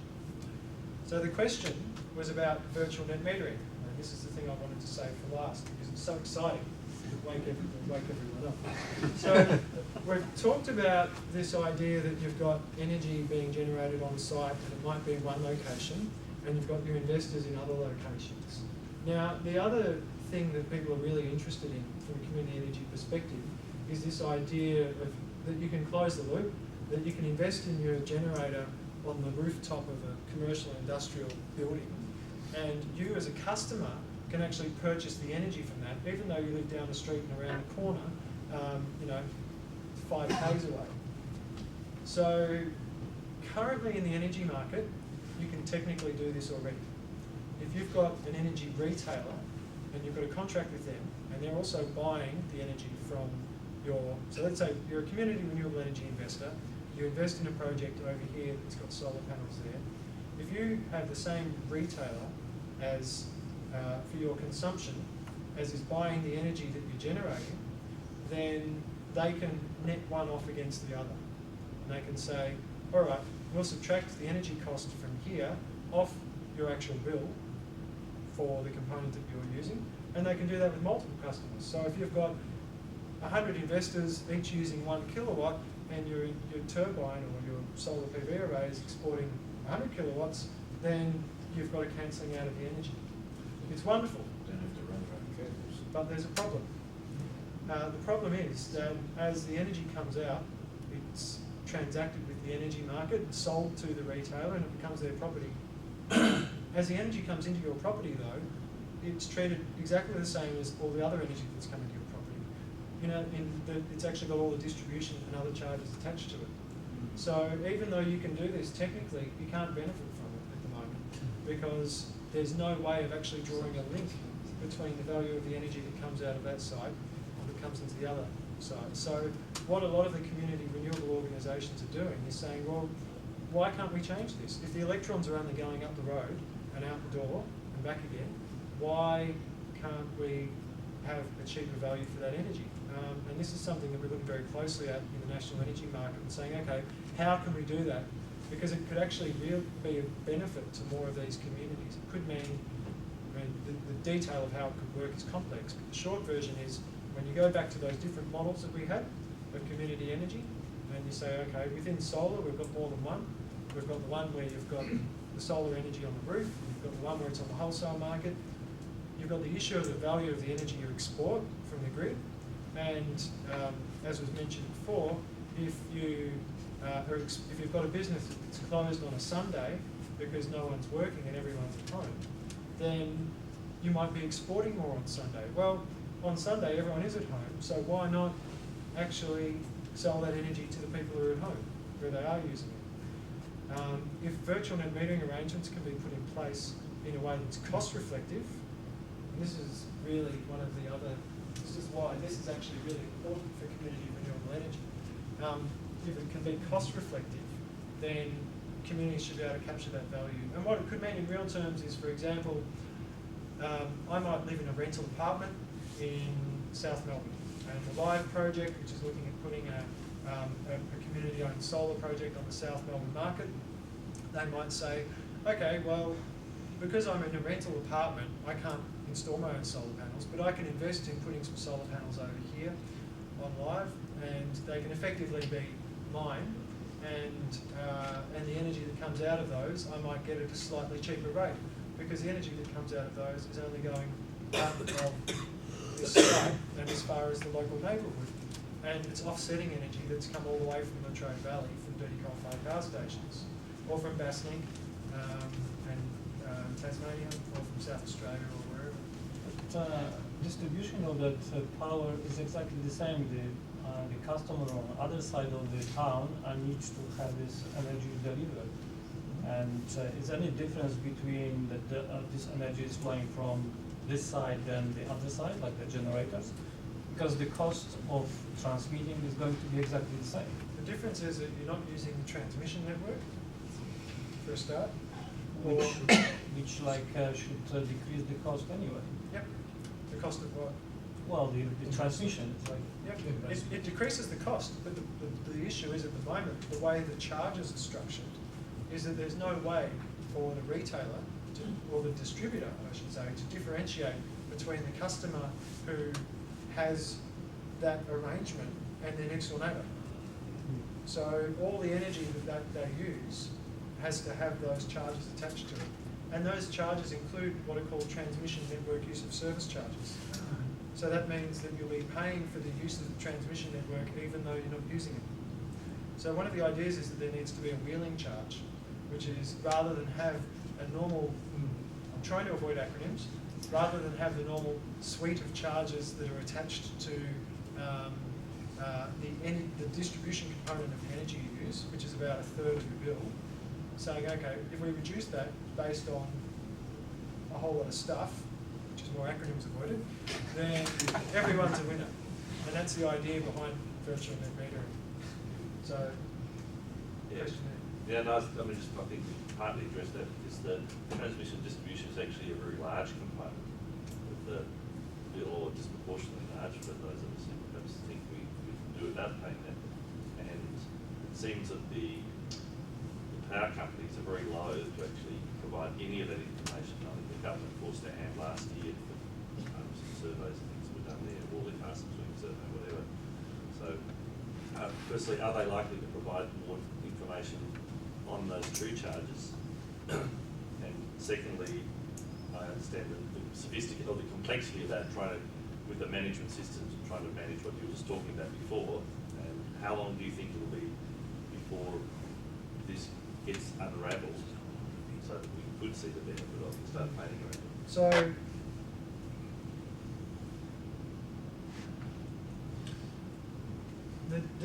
the charges that are called network use of service charges. Now, network is your distribution and your transmission network combined. They are actually half transparent. The bits that are transparent are the distribution components, because they're regulated by the AER and they're actually published by the distributors.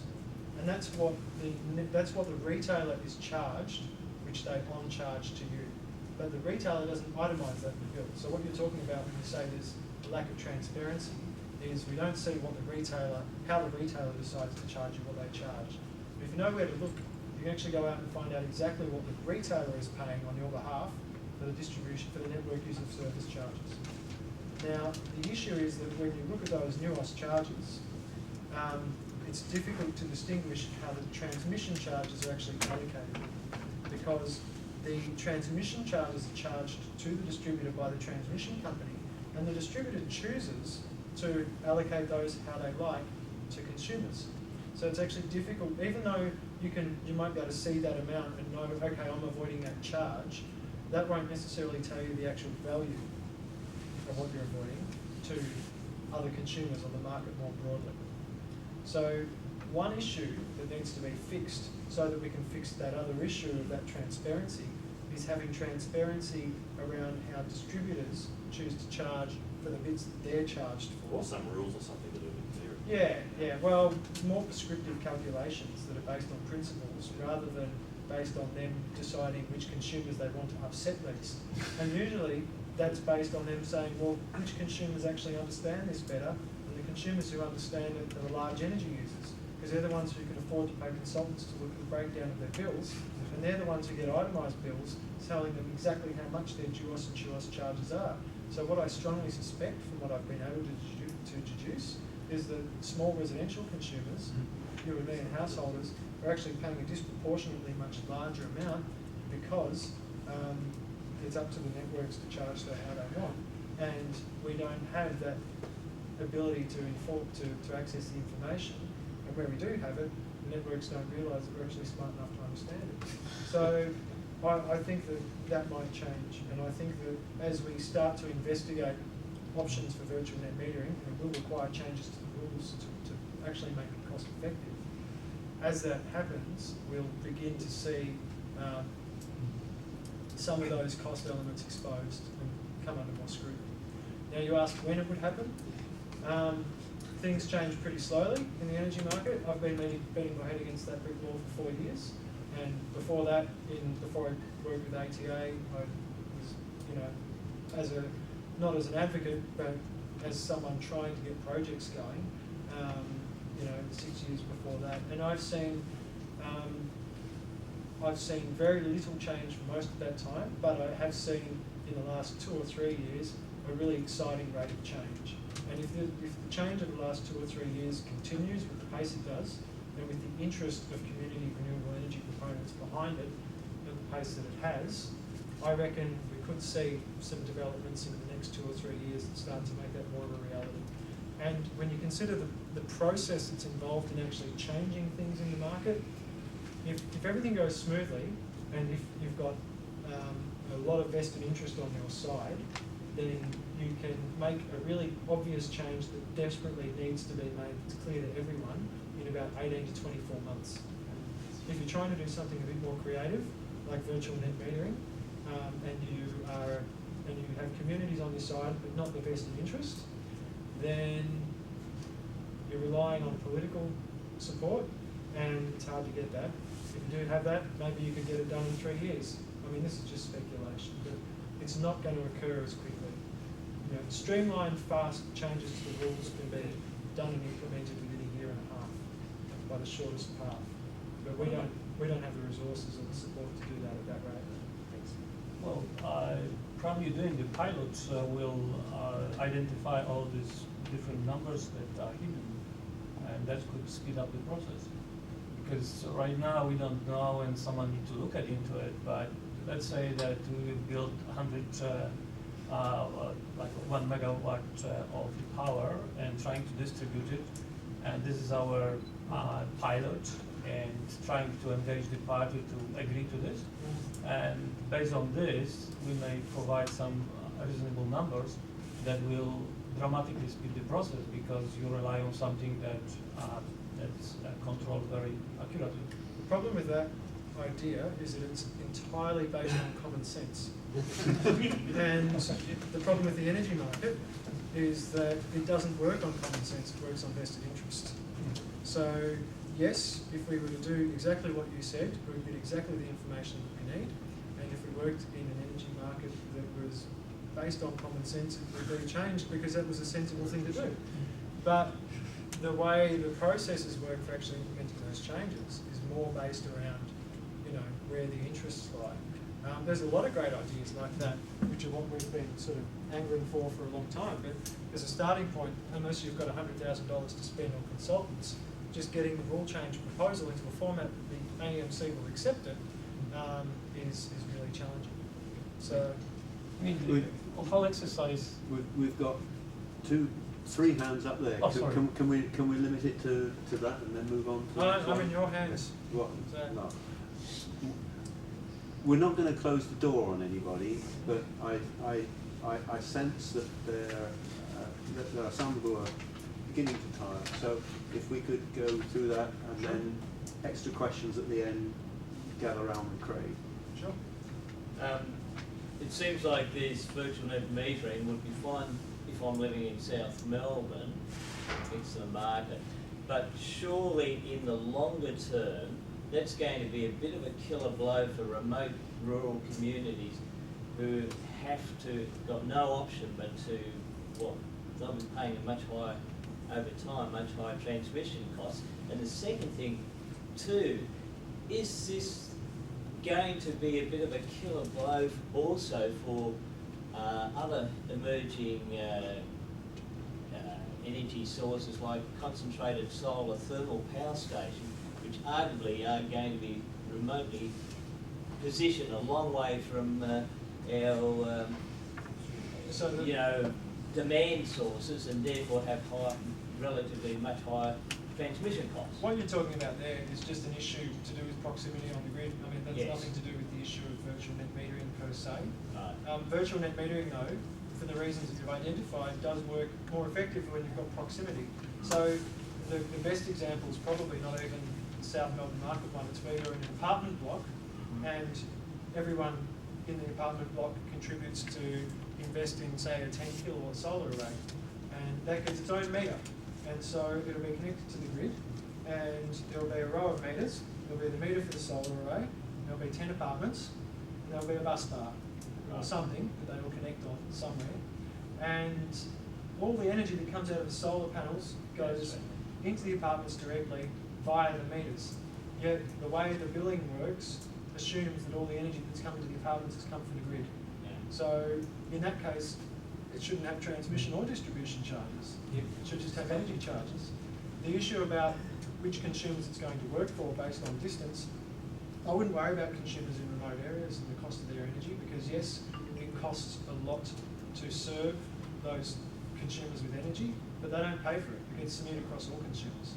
So if for example, you're on a SWIR line, a very remote line in power cores network on the end of the line, and it costs the network, $5,000 a year to keep you supplied with energy. Well, you're not paying for that energy. It's actually people in Ballarat who are paying just as much of it as you are because of the way the pricing works. So consumers in remote areas don't really lose out like that. They get cross-subsidised. But anything that they can save is a saving for everyone else. And if they weren't cross-subsidised, then they may well move off the grid. Well, there's a discussion for another night. I propose that we do have that one, because we're doing some interesting work in that space as well, and there is a community interest in doing that too. So we're assuming that all these 100 customers would be connected directly by wire, or are they just downstream of the substation? It's not direct. So this both of those questions touch on something interesting, which is how proximate do they need to be. The idea is they're on the same network. Now, depending on the load and proximity, if you've got someone who's 100 metres away from the site and all the energy that they're getting from, and all the energy that comes out of a solar generator is used within 100 metres, then there's a strong argument for saying, well, the cost of the rest of the network is avoided. So we should only be responsible for the metering charges and the cost of maintaining that 100 metres of line and a few other, administration charges and so on. So they'd be all downstream of the one substation? Don't need to be downstream or upstream. If you think about how energy goes, even if the energy is going one way, it's energy that's being used at another site still avoids energy coming from somewhere else. Or energy that's generated at one location avoids energy coming from somewhere else. So it doesn't need to follow the electrons. It needs to follow a financial path that is relevant in terms of avoided costs. So they charge for just how far you are away. Charging per distance would be a really good way to do virtual net metering. Rental of the line. Yep. It's definitely not as simple as that, but that would be nothing in the energy market is simple, and everything in the energy market gets simplified for the purpose of charges and stuff. So charging per distance would be one way of doing it. Yep. Do any of these CREs, which are looking on the model where they say, we'll just put panels on your roof and pay for them and charge you directly as a small user, just like as if you owned the panel yourself? So lending the people money effectively, put the panel on, and when it was paid off, you said, okay, to your That's panel. a really good point, actually, and I should have mentioned that earlier. So we've been talking about the energy sales side of it, the financing side of it, and I've deliberately avoided going into the bullet point of all 20 different possible permutations under the solar on the roof arrangement, but that's a very good example of one that some organisations are looking at.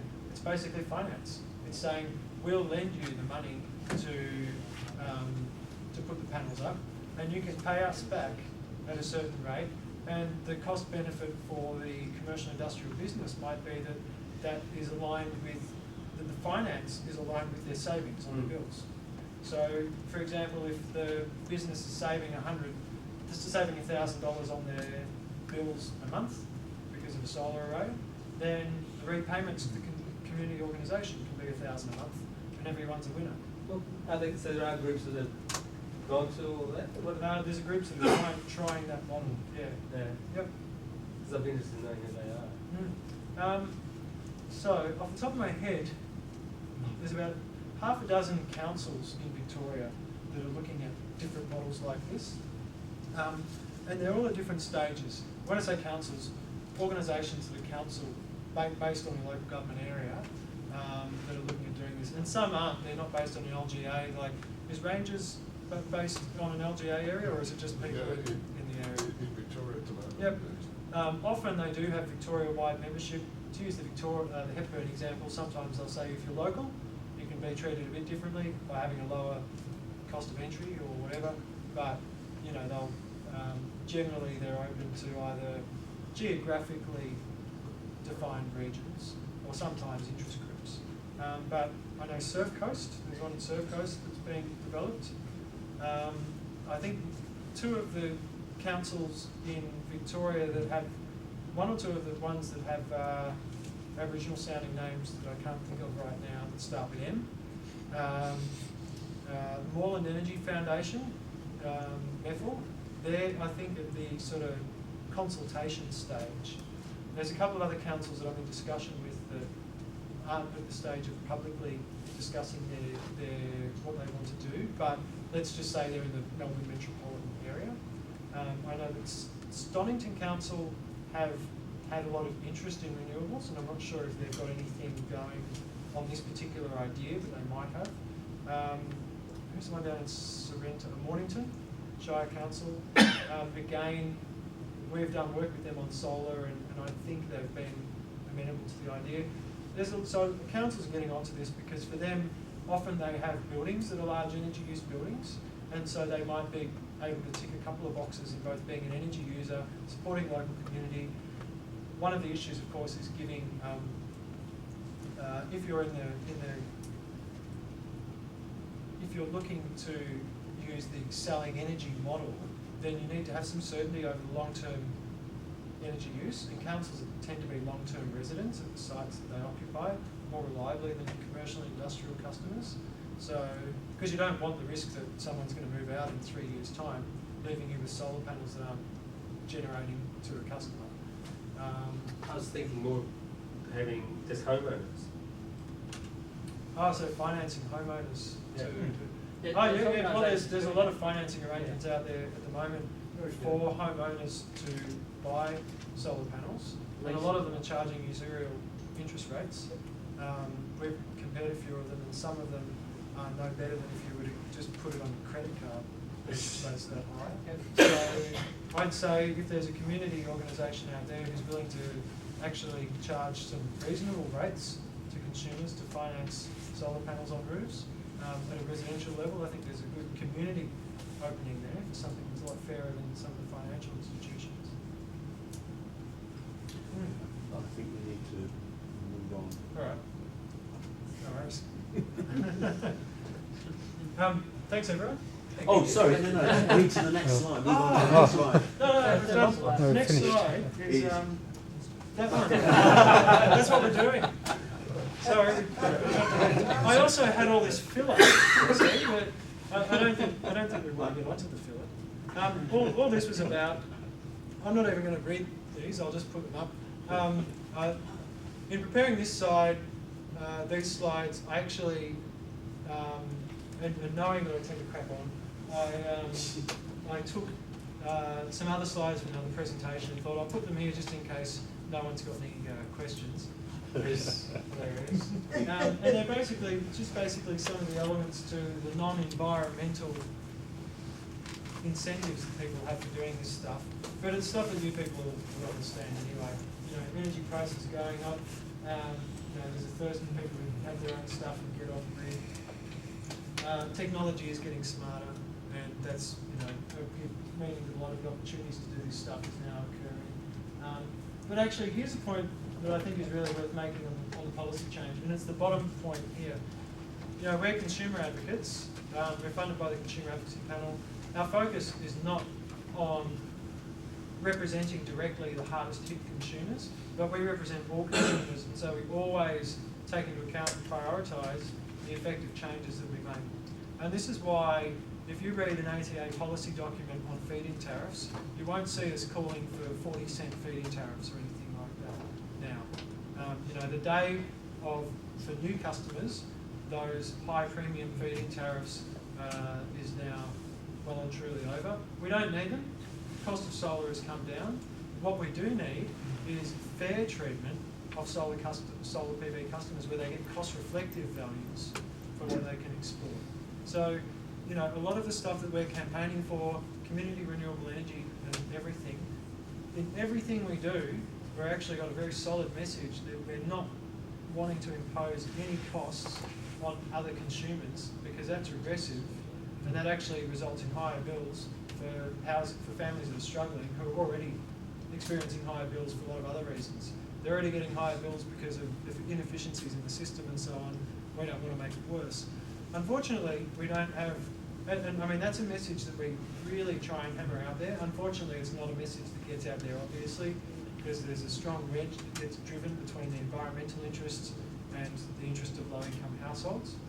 And it's one that we're actively trying to overcome. So, you know, it's just a point that we always make. We don't want to introduce cross-subsidies that aren't already there. We do want to get rid of cross-subsidy of all types where we can. And, you know, most importantly, we don't want to drive bills up for people who are already experiencing higher bills.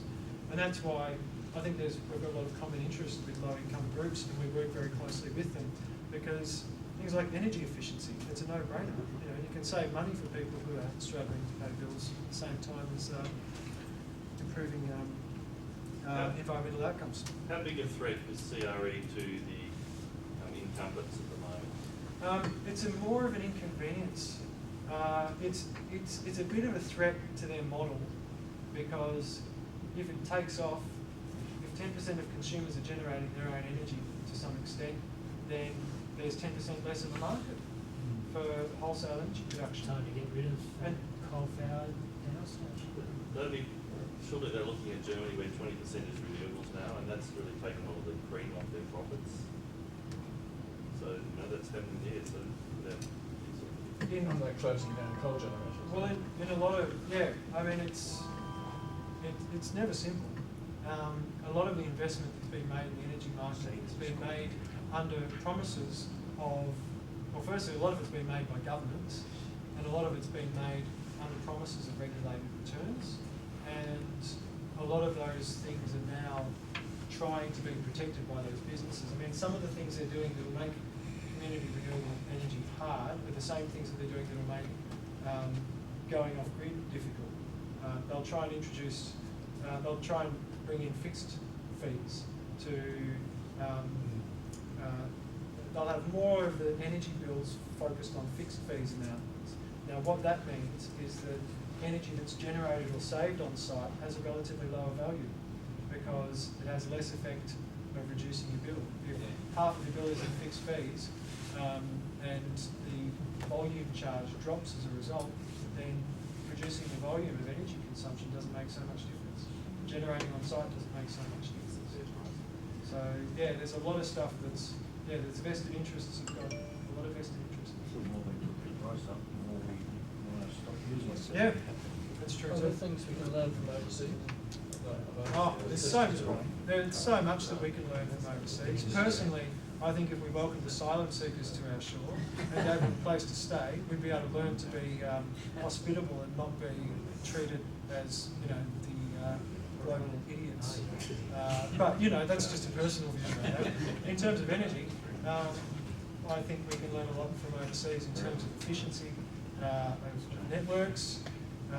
We can learn from, California, who have embraced renewable energies and demand response and made mistakes in the market and gone and fixed them up. The thing about our energy market is they don't seem to be scared of making mistakes. They just seem to be scared of making the mistakes that would potentially benefit consumers. And what could we learn? We could learn that some things need to be tried to see if they're going to succeed or not. And when they do succeed, you can go to the next step and build on them. And that's something that's really missing in our market. And that's where things like community renewable energy projects are a really good example of how you can try things, and with a bit of lenience from the institutions, we can see if something works and see where the holes in it are, and then fix it and make it more broadly applicable. You said a magic word then, that last sentence included the word community. Could I ask our guests to help close this, our guest from Mount Alexander,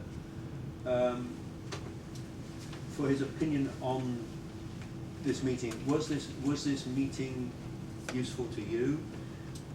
Could you give us a presentation yourselves in a few months to put beside this? From the practical point of view, with your experience, where are we? Well, I'll answer that. Yes, I found it useful because a lot of that's applicable to solar and wind. And while we've called ourselves MacWind, we are also engaged with the community on solar projects, something we're quite interested to come in on tonight to hear. One of the slides you put up earlier, which I thought we have probably got a bit of experience we could share with you, is on funding in the early stages, because we don't have the $1.5 million that Hepburn Wind got from government. So we've been reliant on philanthropic funding to date, and that hasn't been easy. And in pro bono, yes, we've had a lot of pro bono services offered by people in the industry, which has been fantastic. But we've reached a stage where we would need more significant funding in the next phases, and it's not available philanthropically. Because we will transition to a profit-earning organisation, we're automatically excluded from some of the big funders. So what we're doing is we're working on setting up an entity outside the sustainability group, which can seek angel investors. And so come early next year, we anticipate we'll be seeking angel investors as a source of funding, where they accept a high risk, but ultimately they do expect a return. Yep. And we think that that's the only way we can do it, because the philanthropic funding is not really available. My personal view, and I've specialised in all sorts of wind energy for a number of years. The way you develop wind energy projects is one of the best examples of how you manage risk of just about any type of project. In the early stages of site finding, to identifying what you want from the physical attributes of the site, the wind resource, the grid connection capacity, how much you expect to pay for energy, what your investor returns are meant to be. And that's before you even get into the whole community side of it, which will have its own nuances in relation to all of those areas. And my personal view is that from being involved on the periphery of a few of those big projects, generally the skills that are available in a community and the skills that are available pro bono, can get those projects to a point where you've got enough of an idea that you can choose which ones you're going to take to that next development stage where you invest in wind monitoring, where you invest in consultants doing the environmental assessments where you need to. Most importantly, and usually most ignored, investing in the grid capacity assessments, the grid connection assessments, and starting that process that are required. I personally think that you can get to that point in a way that will allow you to, maybe not as an individual community, but across a range of community projects of that type, be able to say, okay, well, here's 10 potential sites. If an angel investor wants to diversify their risk and be assured of a return, if they were to invest in those 10 potential sites, they could be pretty much guaranteed of it, because half of them will fail. That's how wind goes. If you're lucky, it'll only be half that fail. But the returns, once you've got to that stage, compared to how much you need to invest to do the wind monitoring and do those other things on a per site basis, should be enough to make it work. That's my view, having seen that from the commercial side and seen it from the sort of technical and expert on the wind side and from the community side as well. But it's hard to convince institutional investors to do that. But as you'd be aware, there's a few around who are entertaining the idea. See there, the biggest barrier I have to present them with the diversified portfolio as opposed to just 2 or 3 sites. And not just wind, but the hybrid energy. Yeah. Solutions. Yep. Which every community has potential. Absolutely. Yeah. Ditto for solar. Solar is much easier to diversify, I think, and it's much lower development cost as well, because it's much easier to do your feasibility assessment for solar. That's basically the issue with wind, is the feasibility assessment for wind resource, grid connection, cost, and all those things is a long, arduous process.